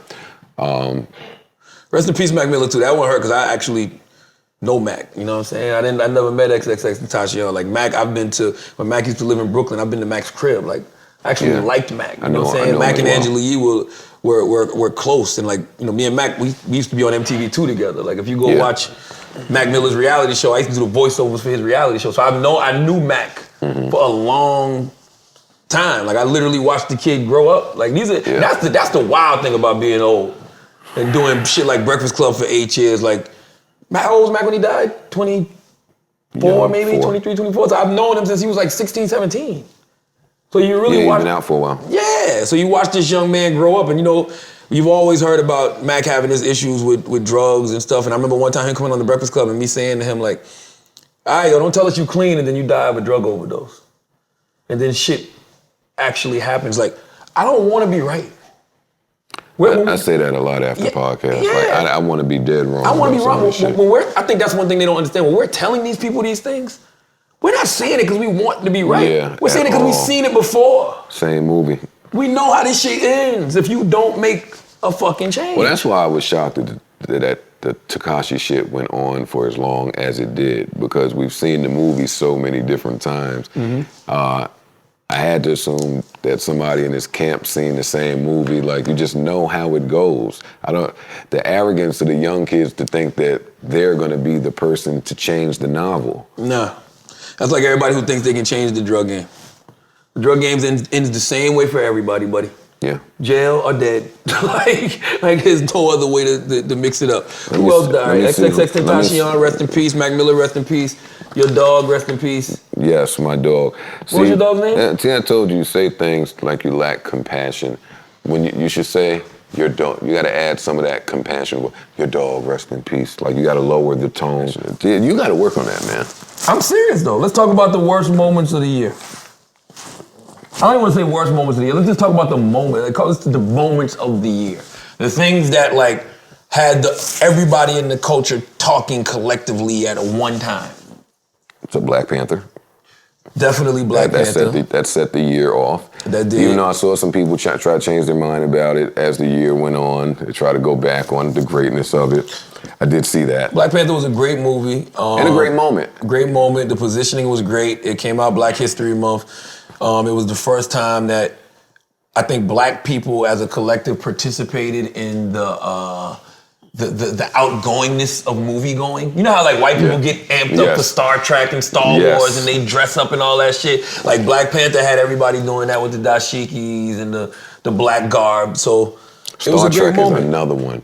As I get older, I keep thinking of things that white people just made me think was like godly growing up. Star Trek is ass. Back to moments. Yes. The moments, for me, it's Tekashi. This was the year Tekashi. Tekashi and Kanye. Not Kanye so much for me. Tekashi definitely. You know what I'm saying? Didn't think you'd say that, not Kanye. Tekashi definitely for me. And the reason Tekashi definitely for me is because I like being right. I like when we out here trying to tell these motherfuckers what's gonna happen to them if they keep the bullshit up that they're doing, and then it happens. You know what I'm saying? Like I like that. I do. I'm being totally honest. What I will say about Tekashi, it seemed like a lot of people attempted to tell him. That's what makes it even worse. The internet is less fun. I said that on my show. I'm gonna say it here. Like, that's not true. It is true. That is not. Well, I keep seeing that stupid ass meme going around. The internet's less boring without Tekashi. I haven't seen any meme. I never followed Tekashi. Me neither. So why is the internet less boring? That's the point. That nigga just popped up in your life. No. I ain't follow him. No, absolutely not. And listen, I don't wish Tekashi's situation on anybody. All I'm saying is there's consequences to your actions. And by the way, his last interview he did with The Breakfast Club, he knew that. He said it to you. He was like, yo, I'm gonna give you your props. Like, he knew that he had gotten to that point where shit got really real. He got shot at 3 times that year. He lost a bunch of money in shows, this shit. Like, think about this. You said some real shit to him when he was like adding up the security bill. Why? That's real shit. But I told him that the first time. I told him how all this shit was gonna play out. The show money's going to dwindle down because people are not going to be doing shows with you. You're going to have a high-ass security bill. Your goons that are around you, when you can't do this for them, when you can't give them that check, they're going to start flipping on you. One thing I will never understand, and me and you agree here, you said this to me before, I'll never understand why the guys in hip-hop want to hang out with so many guys.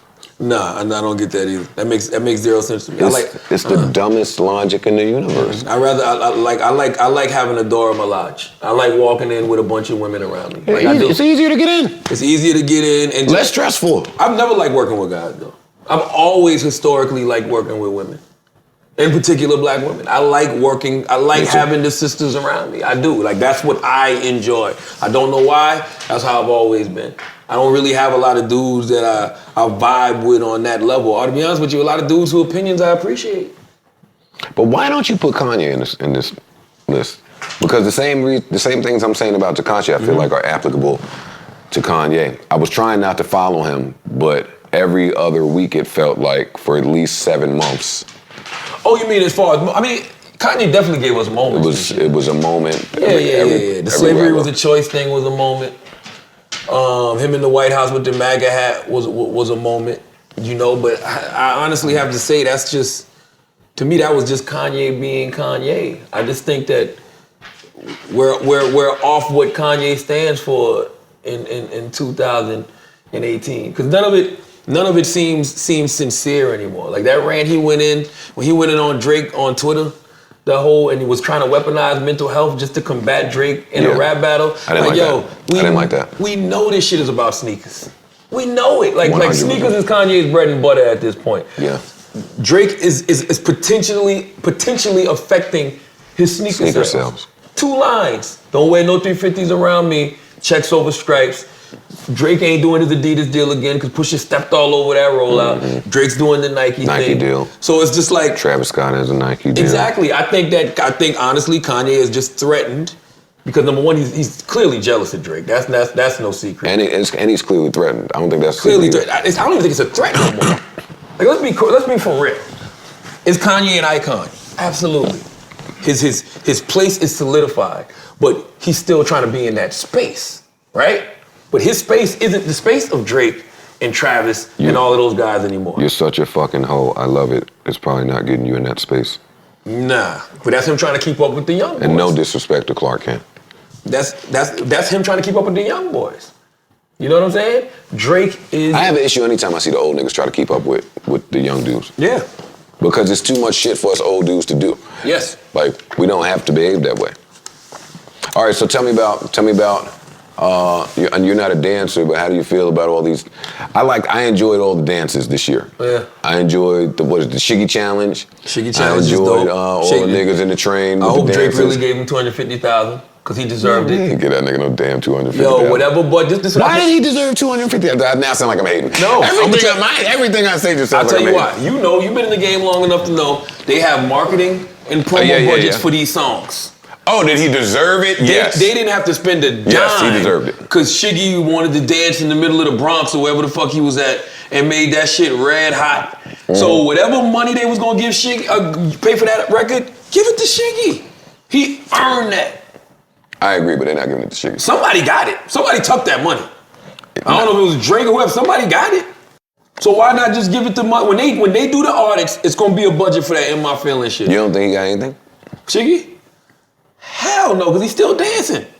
Shiggy's still dancing right now. And listen, going into 2019, I want more for Shiggy. And I'm gonna try my hardest to make something else happen for Shiggy. Because I'm tired of coming to events and Shiggy is dancing. He's tired of dancing. I don't like that shit. I don't like when they niggas make the nigga dance. I don't like that. When you just make the black man dance. What if he really for enjoys dancing? Maybe. I don't think so though. Yeah, I don't think he having as much fun as. No. Because you gotta smile. Then he went through something with his girl. Yeah, it was tough. He did a sketch. I saw a sketch he did where he was basically sad and depressed about everybody trying to make him dance all the time. I think Shiggy was trying to tell us something. That's a real thing. Like, leave Shiggy the fuck alone. Shiggy's a funny dude. He's got other skill sets. I don't want to see this nigga do Happy Feet every motherfucking time. You know what I'm saying? So I hope that Drake gave him that money, and I think that Shiggy has more to offer. Drake didn't give him that money, so that's fucked up if he did. That's awesome that you hope that ain't happening. No, I don't think it's fucked up if he didn't, but it's fucked up if he didn't. I think Drake gave him something, yo. You don't think so? No, I don't know, but I don't think so. We in the era of the look. Gave you the look. Now what you do with the look is on you. You know? And then he got the other look with the Wayne record, right? See, I liked all them dances. See, all those was moments. None of them was big as the Shiggy Challenge, though. None of them. Nothing else Shiggy did was as big as the Shiggy Challenge. The Shiggy Challenge made Shiggy a celebrity, so to speak. You know what I'm saying? That's what got Shiggy to be able to host parties and all of that other kind of stuff. And he's trying to do music now. Do you think that's smart? Why not? You know, I think Lil Duval has inspired a lot of people. I really do. Lil Duval, 41 years old, with a hit record, a #1 record in the country with Smile Bitch. I just want to point out that earlier you said that everybody probably shouldn't be trying to rap. I mean, Shiggy got an audience. Well, listen, I want Shiggy to do something other than dance. So if you have an audience, you should rap. So you like Kaiser and these niggas. Who? Kaiser. No. You saying if you have an audience, you should rap. All right, maybe. I just want Shiggy to do something other than dance. That's all I'm saying. All right, so you want the best for Shiggy. I want the best for motherfucking Got it. Shiggy. And I want the best for Shiggy as well. I think Shiggy had a phenomenal year. Salute to Shiggy, man. But it's gonna be. You need more than a challenge going into 2019. Like now, it's time to like take whatever you acquired from that challenge to another level. Yeah, you better get a Drake verse. Something like I don't know, just something. Drake, Shiggy got to figure something out. Because if Shiggy's still dancing during Black History Month, I'm gonna be hot. Not even at Shiggy, but at all y'all motherfuckers for continuing to make Shiggy dance. That's the last thing we need during Black History Month is a black man motherfucking dancing on command. I ain't with that shit. Well, guess who's gonna be dancing next February? Shiggy? Yeah. I hope not. What other moments? Let's see here. You said Kendrick what? He won a Pulitzer Prize this year. That was big for sentimental reasons. The culture ain't really respond to it like they were supposed to. My mom's is an English teacher, so when she saw that, she was like, oh shit, Kendrick Lamar. Like, you know who Kendrick Lamar is? I'm like, yeah. And she was like, well, what song should I listen to from Kendrick? Because he won a Pulitzer Prize. So she wanted to see what was good with Kendrick. So that was big. My mom don't listen to no hip hop. You know what I'm saying? So that let me know how big him winning that Pulitzer Prize, how big of a deal that was. Absolutely. I'm going with this, I'll put this Childish Gambino, This Is America video. That's when you and Jazz was in the group chat with me, making me feel like I wasn't smart enough. Cause y'all took that analysis on that video to a whole nother level. I don't even remember. But that video sums up the year to me, and the conversation that it sparked. Just how we had to respond to it. I felt like we were forced to respond. If you watched it, you had to feel something. You had to have something to say. It didn't matter if you were black. It didn't matter if you really enjoyed the song. Actually, yeah, I didn't really enjoy the song, but. Oh, listen, I'm old. So when I see that video, all I saw was Exhibit, what you see is what you get. So when Exhibit was walking down the street and he had all the chaos behind him, you know what I mean? It's a great concept. Not mad at the way Childish Gambino executed it at all. No, My only problem with that video was the visual of a black man gunning down a black choir. If This Is America, that should have been a white person with an AK gunning down the black people. Because that's really what's happening in America. I was born in Charleston, South Carolina. Dylan Roof shot up Emmanuel AME Church, a white boy. Like, nah, we not taking credit for killing choirs, Childish Gambino. All right? Okay, that was my only problem with the whole video, watching that black man shoot down the choir. Other than that, it was cool. It was a cool moment. I could see why he didn't put the white guy in there, though. Why? Why are we scared to depict white people in that way? We don't got no problem doing it ourselves, but we scared to depict white people in that way. That's really what's happening in America. That really happened in America. Well, I'm not going to say that. I'm just going to say I don't think there was a white actor on deck just with his hand up volunteering to grab the gun and be in this superstar nigga video shooting up the choir. I don't think that's the role that the white dude wanted to play. They could have paid somebody to do it. Like, you nitpicking. I like that video. I'm not mad at the video. I'm just not looking for any deeper meaning of it. Like, and there was more symbolism in the guy shooting up the choir. But I get it. I'm not beefing. Yeah, I get it. It was cool. It was a good moment. I thought Feels Like Summer was a good moment for him. The cartoon video. I thought that was another. Yeah, you reminded me how much I like that record. I like that record a lot. Feels Like Summer? Feels Like Summer. Yeah. Colin Kaepernick, all you motherfuckers started acting like the Nike logo was the new Black Power fist. I don't know why. That shit was so stupid to me. Yeah. Like, Nike made a business deal. Nike selling guns to both sides. Nike donating money to GOP campaigns and people that support Trump, and they signing Colin Kaepernick. Well, that's why people got to be careful who they just line themselves up with, because that's business. Like, it's good business there, and it's good business when they do it on the other side. Yep. Like, Nike looking at it like, yo, ain't no permanent friends or enemies in business. Mm-hmm. That's it. That was a great move by Nike. And I'm happy that they signed Colin. I'm happy Colin got that check. But I'm not about to sit around and act like the Nike logo was the new Black Power. It's like people showing up to award shows saying they're making statements because they're wearing Nike logos and all. Like, nah. Well, nigga, y'all niggas was showing up in all type of Wakanda outfits. Like, that's a real place. But that's pride for African heritage, though. I'm not mad at that. Now that is a great comparison, though, because when you show up with the African heritage, go do some history to the real Africa. You know what I mean? Go do a African ancestry test and figure out what tribe you're from and what country you're from. Like, if you some research. Do some research on that. Like, so I'm not mad at that, but with the Nike thing, it's just like, I'm not giving Nike props for selling guns to both sides. Like, they're just a corporation at the end of the day. Do you give any props to Adidas for their whole creative campaign where they got everybody at the table for Pharrell, Pusha? I didn't even see that. Yeah, that happened? Yeah, I thought it was pretty cool. I like Puma. Beyonce was at Coachella this year, right? Yes, that was a great moment. Beyonce was at Coachella this year. That was early this year. Absolutely. That was a moment. That was an incredible moment because that was the moment where I realized Beyonce is the best live performer that I've ever seen in my life. And people can say whatever they want. I know people like to say Michael Jackson, and maybe this is another old young nigga perspective. Because like somebody 50 or 60 would say Michael, and for me, I haven't seen anything better than Beyonce. And I'm comparing like the Coachella performance, I'm comparing her first Super Bowl performance, I'm comparing that to Michael's Super Bowl performance, I'm comparing that to Michael at Motown 25. I just don't think nobody... Mike at Summer Jam, comparing it to that. He performed? Or did he just come out? I don't think I just don't think Mike puts on a better show than Beyonce. I just think Beyonce's live performance, the big ones that we can remember, that we've seen televised or seen on YouTube in that manner, they just better than Mike's. You got a higher position in the Beehive than you letting on. Why you say that? I am a Pinkett Smith Winfrey Knowles Carter. A what? That's my last name, Pinkett Smith Winfrey Knowles Carter. Pinkett Smith Winfrey Knowles Carter. Winfrey. Yes. I didn't hit the middle name. All right. So you don't think Beyonce's a better performer than Michael Jackson? I don't know if I've ever really thought about it extensively. Because I don't have Michael Jackson as the best performer. Really? I don't think Michael Jackson could tie Prince shoes. I'm talking about performing. Prince couldn't dance like Mike. I'm talking about performing as well. Really? Prince got up there and did every dance move plus splits in 9-inch heels with an uncomfortable outfit. Then he got up and gave you a piano solo, a guitar solo, picked up the microphone, stood on speakers, no, I don't think Michael Jackson want to stand anywhere near a Prince stage. Yeah, and Prince, you know what? That's very interesting you said, because Michael's not willing to take it where Prince took it either. Like, Prince was up there with his whole and then ass out. I got James Brown before I got Mike. Oh, I definitely got James Brown, but all of them are influenced by James, though. Yeah, like James 100%, is absolutely all of them are influenced 100%. by James. So yeah, for me, yeah, I'm we off on even old nigga tangents. Like, listen to our beef. I don't. They need to know I'm trying to keep the young audience. Man, fuck that. Hey man, Trippie Redd.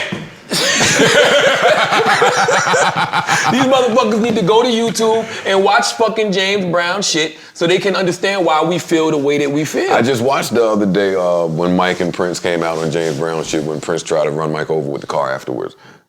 Now, he didn't have the best performance Whose there. ass would you rather see out on stage, Prince or Beyonce?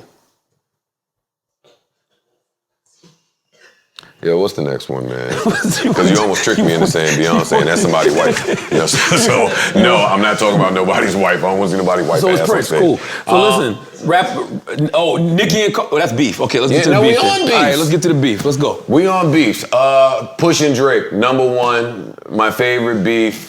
That beef added to Push being in the conversation for Lyricist of the Year to me, because he came out and just did what a lyricist does, and he did it against somebody who's pretty lyrically inclined. We're not giving Pusha the props he deserves for that win that he got against Drake this year. Don't get me wrong, Drake did exactly what he was supposed to do, what we knew he was going to do, because we know everybody got ADD in this motherfucking era.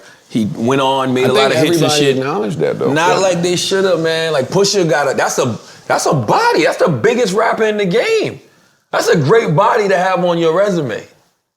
I mean, it wasn't career ending or anything like that, but... Well, you can't end Drake's career. But he won. He's supposed to. I thought he was... listen, I'm not going to say I thought he was supposed to, because Drake showed us with the Meek Mill thing, he's battle-tested. The only thing Drake didn't show us in the Meek battle was what would Drake do if he actually got hit back. During the Meek battle, it was Drake hitting. Drake gave us the charged up, and they gave us back-to-back. He was fighting pilled up Meek. He wasn't fighting Meek at his strongest. So if Meek would have hit back then early. If Meek was a bit clearer and he would have, because that beat that Meek replied to, that shit was crazy. He just did the war already? Yeah. With him and that O'Malley? second beat, oh my God. Yeah. But it just didn't work out like that. Yeah. I'd like to see Drake with his back against the wall, because when Push shit happened, we didn't get no more verses. When I was coming at him, we didn't get verses from him. Like, yeah, Drake we did never not, see him in that. Drake did not respond well to the Pusha shit. But he shouldn't have responded. Yes, he should have got the fuck out of Dodge. He did the right thing. I'm not mad at him. You get out of Dodge if you don't think you got nothing better. No, he wrote the OG. My OGs dead at this. But here's the thing. I knew he didn't have nothing for Push. I knew he didn't have nothing for Push in the Duppy freestyle. But the beef wasn't with Push. Allegedly it was because Pusha did the infrared shit. So when he responded with Duppy freestyle, 80% of that record was about Ye. Now, do I think Drake got some shit that'll ruin Kanye? I think Drake got some shit that'll ruin Kanye. He don't got nothing for Pusha. He should have dropped something to make Push think twice about performing at his own wedding. Like, that's all I'm saying. Like, Push, you can't beef with a nigga that's performing at his wedding. Like, he looked happy. Pusha performed at his wedding? Yes, he looked What mad. wedding song does Pusha T have? None, that's what I'm telling you. He did some drug dealer shit, Drug Dealers Anonymous at his wedding. That's my What point. the fuck? The nigga I'm beefing with ain't going to do your hardest records at your wedding. No, you better go think about me somewhere. Yeah, you can't do grinding at a wedding? Yeah, no, he got that off. What the fuck? I really enjoyed Tory and Joyner.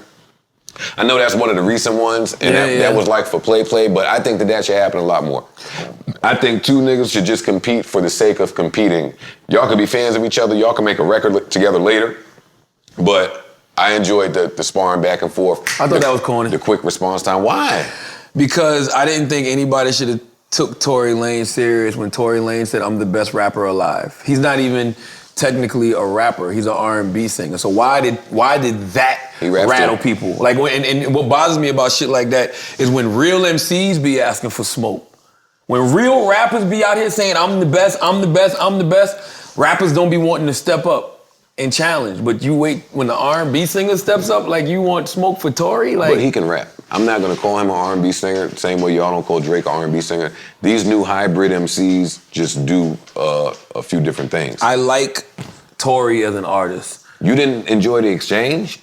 It was all right. Like, it didn't like move me in that way. The spirit of it? I think first of all, I look at Joyner as an elite rapper. To me. I think Joyner's elite. I don't want to see Joyner. Yo, y'all gotta stop doing that. I don't want to see Joyner. Wait, time out. Joyner is a high level MC. Okay. But what we can't say elite. Y'all niggas gotta stop just tossing words around. My category is God MCs, and then I put elite under that. Fam, he's been out a year. Let the boy cook. You don't think? But Joyner can rap though. Maybe I'm grading him on a curve because of this era. But Joyner can really rap. High level rapping. High level rapping. You have to do that. Y'all niggas, man, don't J-elect me where J-elect came out and blew everybody away with the rapping, and then y'all had everybody sitting there waiting, and then he was chilling. Hey, Joyner's been out for more than a year, by the way. We had Joyner on Breakfast Club like 5 years ago. Like, literally. Like, Joyner been around rapping. You know what I mean. And so I just feel like... I think he's going to have a good year and a good career because he's great. Yeah. But I would have rather seen... But he's new like Tory's new. I guess that's my point. They both new. To an extent. I just don't think Joyner... Why was Joyner wasting bars with Tory Lanez? Like, no. You know who Tory should be battling? Anderson .Paak. Want to go get one of those R&B rap singer guys and y'all go at it. Call out T-Pain. You know what I mean? You don't really like Anderson .Paak's rapping, huh? No, I thought he was an R&B singer. I just don't like, why would I want to see a high-level MC battling Tory Lanez? You think Tory Lanez is a high-level MC?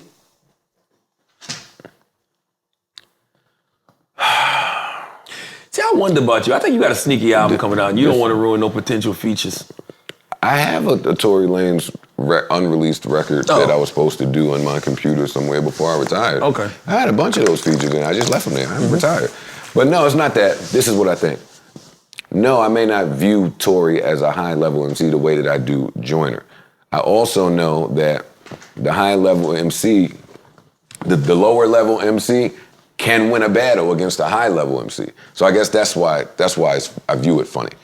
I wasn't entertained. It was cool. Like in battles, I look at it like you almost got to do like the playoffs, best of 7. And in the best of 7, I think Joyner will come away. But in a one-off with niggas, like Tory came off on the one-off.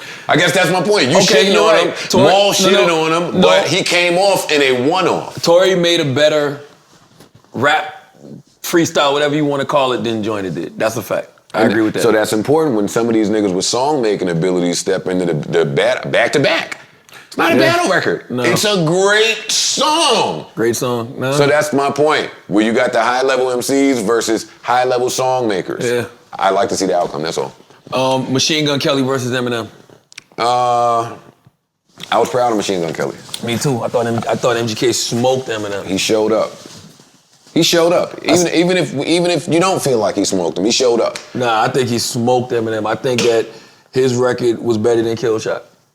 I think Rap Devil was better than Killshot. I think so too. But they think that we both hate him. I don't hate him. I thought Kamikaze was a great project. You gotta say that when you hate somebody. No, I do. I thought Redemption, whatever that shit was called, Redemption, Revival, I thought that shit was whack. What was the name of that album? Revival. I thought Revival was whack. Yeah, but I thought it Redemption. I thought Kamikaze was dope. Kamikaze was a good album. I fucked with Kamikaze when it came out. Machine Gun Kelly showed up. He showed up with a lot to say. Which is tough. That's tough when you've been looking up to somebody your whole career. That was the next part. M is rapping down to me. He don't really know much about Machine Gun Kelly. You gotta Google shit. Like, MGK been watching you your whole life, bro. Like that's kind of like, kind of hard to win that one. Yeah, but I give him the notch there too. You coming at somebody that you looked up to, and I know that's difficult. So I give Machine Gun Kelly a lot of points just for how he went about that whole thing, and then went on about his business.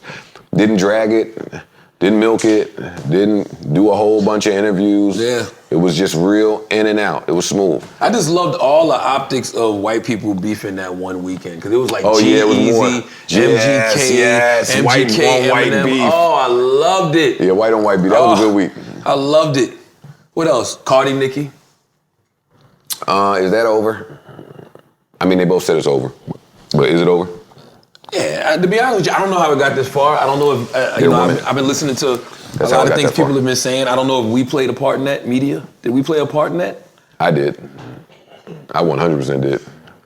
But not so much, I didn't play a part, and I was just early on it. That's what happened. I was too early on the beef. So by the time it actually started happening, it was like, damn, we milking this. I've been talking this forever. And then I got off it. Yeah, I don't like when people say things like, we only do that with women rappers. Like when it's a woman. Who said that? Like that's the general consensus conversation. Like, oh, they only do that with women. Like, no, we pit rappers against rappers. Like, that's what you do with rappers. That's what you do with rappers. You know what I'm saying? Yeah, I don't like that they pull that card, the woman equality. Because if you want equality, let us do what we do to the niggas. Yeah, 100%. Like, Cardi, new hot thing from New York. Nicki, hot thing from New York. Why wouldn't the comparison between Cardi and Nicki happen? But did they really go at it? No, because if you told me, I have not been paying attention enough to know what a subliminal from Cardi would sound like, or what a subliminal that's what I'm saying. from Nicki would sound like. Because when I hear women rap, I look at it the same way I hear dudes rap. If a dude is saying, this nigga can't touch me, I hurt this nigga, like, I'm not thinking of a particular person. So when they say this bitch, that bitch, I'm not thinking they talking to each other. I'm thinking they're just rapping. Oh, that was one of my favorite moments, them two on the carpet when they saw each other and threw the shoe, all of that. That was entertaining, but it actually showed you what era we live in, because you do realize Mac Miller died that same day. Mac Miller died that day, and everybody was with the rest in peace, Mac post, yada, yada, yada. Soon as Cardi and Nicki got into it that night, shoop. Was that the same day? The same day. The same day. And I'm like, I'm not going to be a human algorithm. And I wasn't even going to try to fuel the Cardi-Nicki thing, because I'm like, there's really no winners in a situation like this. You know what I'm saying? Like, you know, it's like, okay, the part of me that I'm trying to bury, like the hood ratchet shit, is like, oh shit, Cardi really out here living her raps. Cardi said it's on site, it's on site. But then the grown me is like, that's whack. Like, they got to be better than that. You know what I'm saying? Like, you leave with a knot on your head, you throwing shit, like all that is, nah, I don't want to see that. That's why I save a certain level of immaturity so I can enjoy moments like that. I try not to be too mature for hip hop. Sometimes you gotta throw a shoe, hit a motherfucking upside the head. Yeah, but when it gets violent, I mean, throwing a shoe, come on, it's like loving hip hop violent. Yeah, you say that until somebody on one of their teams pulls out a hammer. Oh no, that's different. Then You don't know. that's different. That's different. That's different. No hammers. I'm talking about a shoe battle. I mean, if it stays at stilettos, great. Yeah. But, yeah. I don't want anything going further. That's rarely the case. And we're only doing that because they're women. They got too much money. They got too much money for that shit. Like, leave that alone. That's one thing I will not do in 2019. We cannot perpetuate any more beef between Cardi B and Nicki Minaj. Yeah, I've been off it. I think Nicki had a cool year this year. I thought her album was very good. She did. She had a year to build upon. She's Nicki. Yo, she's still Nicki. And that was my only thing, even when Nicki came out and she debuted at number 2, and it was like yo, it don't matter. You're 10 years in the game, and you got an album that sold over 200,000 copies. It's true. Salute. You Nicki Minaj. Like, you're fine. You're Nick. Nobody is going to stop you from being Nicki Minaj except for you. Nobody can stop her from being Nicki Minaj. She's still Nicki Minaj. We still will care about Nicki. If Nicki comes out with a project next year, if Nicki's in a movie, if Nicki does whatever, people still give a fuck about Nicki Minaj. That's really all you can ask for after 10 years. You think she thinks otherwise? I think that's obvious. I think it's a little obvious. I think it's a little obvious sometimes. Like, you feel like, sometimes you might feel like your spot is threatened. But I'm here to tell her that it's not. She's Nicki Minaj. They can coexist. There's room. Nicki, Cardi, Rhapsody. The new young girls like Tokyo Jets, Cash Doll, Rihanna Perry. Like, they can all exist. Like, they're existing now. Yeah. Like, they're fine. Dreezy. Like, they're existing. There's a lot of them, man. They're killing. Like, they're the City Girls. They're existing. City Girls, yeah. Who cares? Like, they're all existing in the same ecosystem. It's true. I want to congratulate all of them. The women are kicking ass. The women kicked ass this year. I have enjoyed so much female hip hop this year that it's ridiculous. Yeah. Because this reminds me of, like, and once again, the old nigga talk. This is when you could ride around listening to Latifah, MC Lyte, Yo-Yo, Lady Array, and you didn't feel away. You didn't feel like, Yeah. Like, cause I love Lil' Kim and all of them, but you had to lighten. You like, I used to be scared of the dick. Now I thought, look at you, kind of like, you know what I'm saying? That ain't really for you. And don't get me wrong, City Girls and Cardi and all of them do a lot of that too, but they give us shit that you can actually ride Cardi to. do a lot. City Girls and Cardi do a lot of that. I love it. And once again, I think Rhapsody is an elite MC. She is. Like, elite, that high level. I think it's gonna come a point in time where everybody gonna look around one day and say, that's what I think is gonna happen in 2019. I think Rhapsody gonna drop a body of work that makes people look at Rhapsody the same way we look at Kendrick, Cole, Drake, or any of them other people. Oh, you heard the Rhapsody album. Not yet, I'm supposed to. I can tell. He knows some shit is coming. But Layla's Wisdom was that good to me. I feel like that about 2 Chainz. I've said that before. I feel like 2 Chainz is gonna drop one of them type of projects this year, 2019. He got it in him. Oh yeah. But he's another one. 2 Chainz ain't no young guy no more. I know. But I appreciate that. So he got to be talking about stuff that's going on in his life. You know what I'm saying? Like, I need to hear where 2 Chainz is at as a man at 40 plus years old. I don't feel like he'll have a problem telling us. I don't think so either. Not off the 2 Chainz that I've been listening to my whole life, even when he was Titty Boy with Duffel Bag Gang. Did we miss a beef? Is there another beef that Did we miss any beef? Anybody in the room? Well, 6ix9ine was beefing with everybody. 6ix9ine versus the Feds? Yeah, that's 6ix9ine and everybody. Yeah, 6ix9ine. That's 6ix9ine versus everybody. Yeah. Everybody else won, by the way. 6ix9ine lost all his beefs. That's the other thing we need to say real quick, too. I hate when people say things like what 6ix9ine did worked. No. Yeah, it can't work. Playing all the way to the end. Yeah. If the end result is this, then it didn't work. What he was doing was not working. Yeah. 3-4 months of balling, 3-4 months of being hot, 3-4 months of everybody talking about you and all that shit did not work. I don't want it. Stop saying that shit worked. It did not work. I never said it worked. I'm not talking about you. I'm just talking about in general. Yeah. And all that money that he saved up, you know where that's going? Legal fees. Well, he's still buying his girlfriend Christmas gifts and birthday gifts while he's gone. He's foolish. He's foolish, and she's foolish for accepting it. Because she should be saying to him, nah, Christmas ain't what's up this year. All right? Yo, you give these young niggas too much credit. I'm somebody not thinking. Yes, that's what being young is about, not thinking. Leave that shit alone. That shit lets me know you still thinking about the gram. You're in. Yes, 1 year you watch. I know, yes. man. But I'm thinking, listening to what you're saying. You're in the facts, the You're in the facts. feds and you're thinking about the gram. I know that's what you were thinking. If you sent your money, girl, your girl money to get all of that shit, just so she can put it on Instagram and all that shit. Yo, bro, come on, man. Stop, 6ix9ine. Like, what we gotta do? Write you a letter? Like, what you got? Like, come on. Like, this is serious now. You think he's going away for a while? Yeah. I mean, I don't know what you call a while. I think he'll get Bobby Shmurda numbers. Unless they can like really time to some other shit, which it seems like they're doing now. But I think 7 to 10 is a reasonable number. I'm thinking 10. I'm thinking 7 to 10. Yeah, I'm thinking a dime, which is a long time, by the way. That's a long time. That's a long time. Yeah. 10 years? Come on, man. Yeah. 85%. All right, y'all making me sad, man. What's the next one? I think that's what else beefs. We did moments. Ain't no more beefs. We did beef. We did disappointing albums. We did hip hop albums. This ain't hip hop, but I'm shouting out Mason Ramsey anyway, just because that's my guy and he had a good year. I'm saluting anybody that had a good year. We did best songs. We did best. Oh, best. What the fuck? How you got a radio personality here and a podcast here? We don't. Best interviews. Best interviews. I wasn't of the gonna year. leave without us doing best interviews. Okay, that's it. Best interviews of the year. It's it. What you got? It's just, you know, the ones. Your Kanye West interview. You think that was one of the best of the year? Yeah. Okay. I do. All right. Elias Will Smith interview. Was it a best of the year because it was a good interview or because it was Will Smith?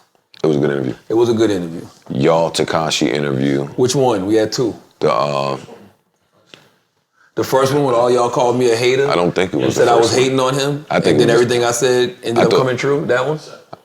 Was it that one? That was this year. The first one was this year. Yeah, two of them. Both of them was this year. One was in March. Both of them shits was real good. They both was real good.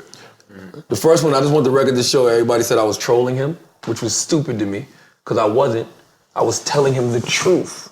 For whatever reason, me telling him the truth came off as me trolling him. I wasn't trying to troll him or get the best of him. I was trying to tell him things that could help him possibly avoid the situation he's in now.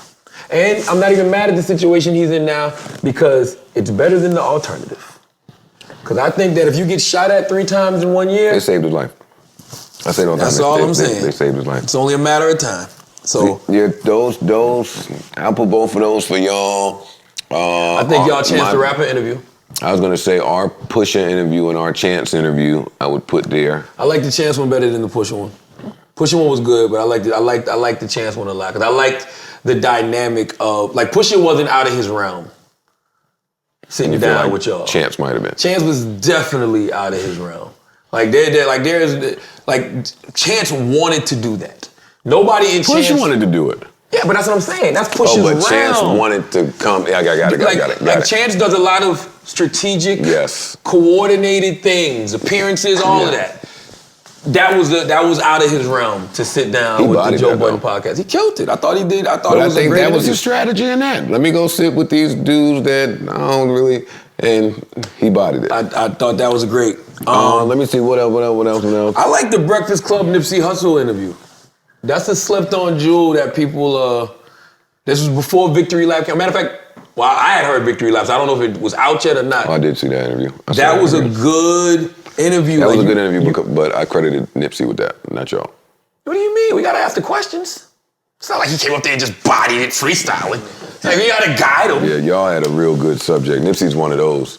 Easy, especially if you listen to his music. Yeah. That's the other dumb shit people are saying nowadays. Somebody said to me the other day that I shouldn't talk about people's lyrics to them. Y'all gotta make up your mind. Because if you're not talking about lyrics, if I'm talking about lyrics, then I'm talking about their music. So if we're not talking about the music, then we're talking about all the other bullshit that artists don't want to talk about. And which is weird to me, and this is just a little tip for everybody out there that does interviews. 9 times out of 10, if you're listening to somebody's lyrics, everything you need to know about their personal life is in the lyrics. Mm-hmm. So if you want to get into those personal questions, just get in the lyrics. Just get into the lyrics. It's true. Like we talked to 21 Savage the other day. That was our last interview of the year. His father, issues with his father. He's got a song called "Letter to My Mom." He gave you a lot in that album. He gave a lot of information in that album. That's why it's very important. Yeah, but if you don't sneak in your little music question, y'all don't be talking about no damn music. Well, I'm only responsible for what Charlamagne does. This is Well, no, Angela. the trifecta. Sometimes she does. Yeah, she does her thing. Who else? Who else? I ain't gonna lie. Whatever else. I enjoyed that Joe Rogan. But that's not hip hop. That Elon Musk. Well, I feel like who you got? Safari's interview that was lit in the Breakfast Club. See, I don't like shit like that. It's him throwing the money with the script club. That didn't do nothing for me. Safari at the Breakfast Club. Yeah. Elliot got another one that I'm forgetting. Elliot and D-Rock. He has another one I'm forgetting. Is D-Rock the one? Elliot, B-Dot, and D-Rock was a great interview because you do not hear D-Rock talk. And they did that around the anniversary of Biggie's death, I think it was. He smoked that. That was a great interview. That's one of my favorite interviews of the year, the Rap Radar interview with D-Rock. Because D-Rock was like the closest person to Big. You know what I'm saying? Like D-Rock is the person who took the bid for Big. Like I just thought that was a great interview. I listened to that interview a couple of times. D-Rock on Rap Radar podcast was a good interview. And that I'm pretty sure that was this year. It's The Real when they did the Rockefeller anniversary. And they did. I don't think that was this year. Was it this year? I don't know. I don't know if it was this year. It might have been early in the year. I don't know if that was this year. Savon, check and see when they did that. It might have been early in the year. If not, then I'll take it back. What are some other dope interviews of the year? Y'all gotta send me those. No, that was it. That was it. Those were the ones. Nah, we had a bunch of great interviews this year. Well, y'all interview a lot of people, though, that be outside of music sometimes. That is very true. I enjoy some of those interviews from y'all. I thought Kodak was a good interview this year. Y'all and Kodak. Yes. I thought Kodak was a good interview. I thought it was cool. Just hearing, Kodak's one of those people, like, he doesn't express a lot of personality in interviews. Is that why y'all be putting the masks on? Nah, we honestly put the mask on because he wore a ski mask last time. So that's why we put the mask on. Like, it was like... Wasn't to make him feel more comfortable after his Hot 97 debacle? No, I don't think so. I saw y'all talking about that on Joe Budden podcast. I said Joe Budden podcast like you're not sitting here. But that is the name of the podcast. But I saw y'all talking about that on the podcast and I was like, nah, that's just to give more content for people to talk about. Like, he came in here with a ski mask last time. We didn't know he was gonna have a ski mask on this time. So he's like, yo, let's all go get a ski mask. Like, fuck Y'all didn't get one for him. Nah, he had his own. That shit matched his fucking fatigue outfit. So that shit just happened. That was a great idea. That shit just happened. Like, that's just one of those things that just happened. Well, I gave y'all too much credit then. Thought y'all seized the moment. Nah, I mean, like, I'm never focused on what anybody else is doing. We got two up here for best interview, but those were conversations. So I'm not going to count them as interviews. Which one? Mine, Pusha and Chance and the Pusha shit. I'm not mad at either one of those. If people say those are some of the best interviews of the year. Damn, man, I'm trying not to. You know, interview was good too. 6ix9ine provided a lot of good content interview-wise, but Angie Martinez and 6ix9ine interview was good. And I'll tell you why Angie and 6ix9ine interview was good, because I'd never heard him open up about his father in that way, which gave me a different perspective of why he is the way that he is. That was you know what I'm saying? Like, I didn't know his father got killed in front of him. Maybe I did know that, but I never heard him go in depth on it. Mm-hmm. So the way Angie was able to get that out of him, I thought that was dope. That was another good one for me this year. Angie J. Cole. Angie Martinez J. Cole. That was a good interview. And when was that again? I think it was the summer. I think it was the summer. That's the only interview he did for KOD. Yeah. Angie J. Cole was a good one. And honestly, you know, it was great because of the fact that Cole doesn't do a lot of that shit. He didn't do anything else other than that. I know. That was his only interview. So that was like, if you needed to get any more in-depth about Cole or see where his mind state was at with that album, that was it. Am I forgetting anything from Rob Markman, Sway? Rob had... Everyday Struggle. Did y'all have any big interviews this year? Rob had... That was actually good. That was good. Tory went up there and wilded out. Rob had a solid one with 21 Savage this year. That was good. I feel like Rob did something else I liked this year too. I'm missing one. It was the lyric. It was, I think, when he had Styles and was it Styles up there? Styles and Davies, I think. I don't remember. I don't remember Styles by itself. Listen, I know we're trying to cover everything because we're supporting. My memory is bad, so I have no problem forgetting some shit. I forgot some shit. Don't take offense. It's not that I have a gripe or a problem with anybody, but I just don't remember a lot of the shit. And we in our own world. We got our own shit going on. Yo, I don't know what's going on, but you don't see, I keep trying to clean up how I talk, and you keep coming right at the end with something I would have said 7 years ago. I'm just saying, we got our own shit going on. Like, it's hard for me to keep up with everything everybody else is doing. That's why I don't listen to music. I don't know what the fuck niggas are doing. Those are the ones I saw. Rap Radar Will Smith, I thought was a great interview. D-Rock on Rap Radar was great. Chance on Joe Budden podcast was great. Angie Martinez and J. Cole was great. I watched those. Like those are the interviews that I enjoyed this year. The only interview that I named from the Breakfast Clubs was Nipsey Hussle, because I really thought that was a great conversation, just on some hip hop shit. You know what I'm saying? Like I thought that what Nipsey said in his interview early on, if you go back and watch it, just a lot of jewels in that. That's it. He normally drops a lot when he talks. What else is there that I'm forgetting?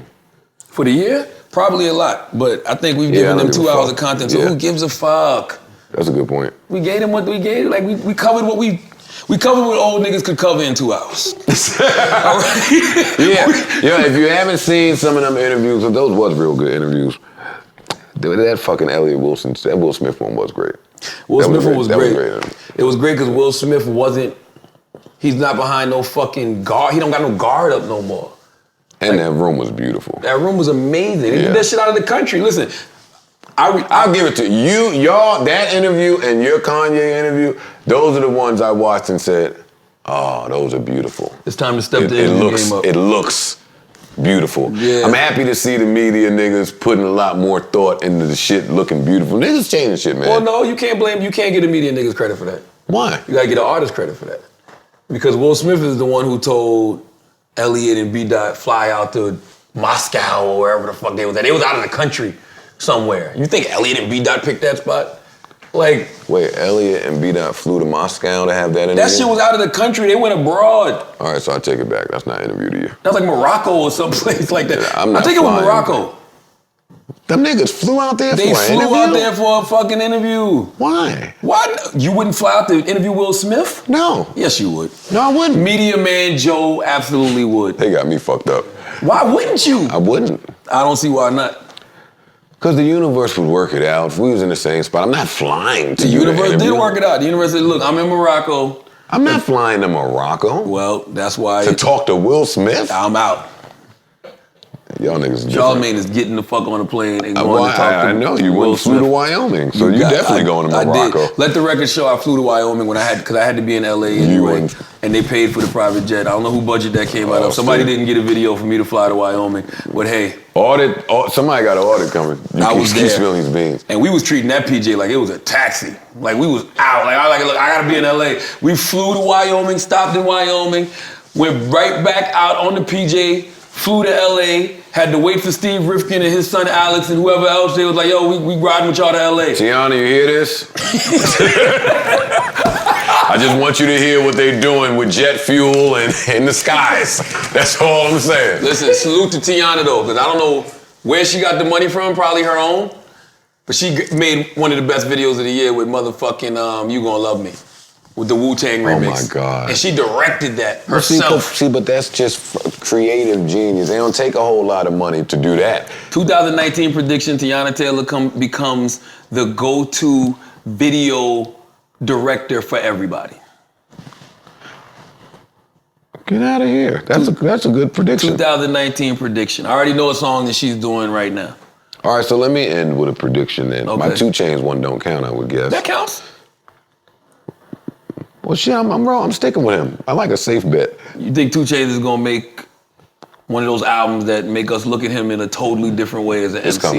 It's coming. Okay. There's somebody else. Oh, Rihanna, but that goes without saying. That next Rihanna album is going to be big for her. Let me say that. Because I know every Rihanna album is big. Everything she puts out is big. I have a lot of faith in the next body of work that she drops. By the way, there's nobody in the game, probably other than Beyonce and Jay, who's doing it as right as Rihanna. Rihanna is Rihanna handles her superstar so well, meaning that she never plays herself. You know what I'm saying? And she's active on social media, so you're seeing her move around, but she never plays herself with things that she says.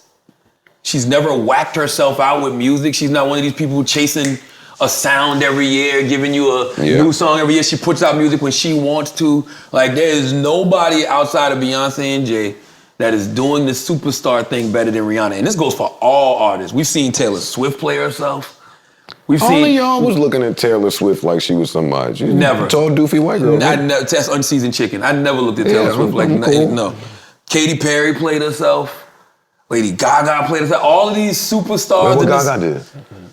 I don't remember, but she played herself in some way, shape, or form. Maybe it was the music. I think it was the music. It was the music. The music wasn't up to par to her typical standards. Got it. But Rihanna has yet to whack herself out in any way. And you speaking, you just reminded me about another one of my favorite moments when you said Rihanna's never said anything, to have her looking crazy. That Quincy Jones interview was this year, right? That was this year. I don't see what Quincy said crazy in that interview. I think that's one of my, that's up there on moments for me. It was interviews. Amazing. Because you know why? Because when I'm 100 years old, like Quincy Jones, that's how I want to go out. I'm going to be talking telling just all the like business. that on accident. Yeah. On accident. Like, I don't have a problem with anything Quincy Jones said in that interview. That's exactly how an old man is supposed to talk. What the fuck are you playing the politically correct game for, and you about to be in heaven in any second now? Ladies and gentlemen, you guys have been a great audience. I'm getting the fuck away from him. You can't say stuff like that, man. What? Yo, y'all be good. Appreciate y'all. This We'll has see been y'all awesome. in 2019. Hope you had a great 2018. Yes. I really enjoyed this shit. I want the record to show. Last time I did the pull-up, there was food. There was no food this time. No, there is food. Oh, there is food. We just got to actually stop and eat. All right. Not like last time. We're going to eat. Salute. Happy New Year. Have a blast. Happy holidays. All of that good shit. See y'all next year, man.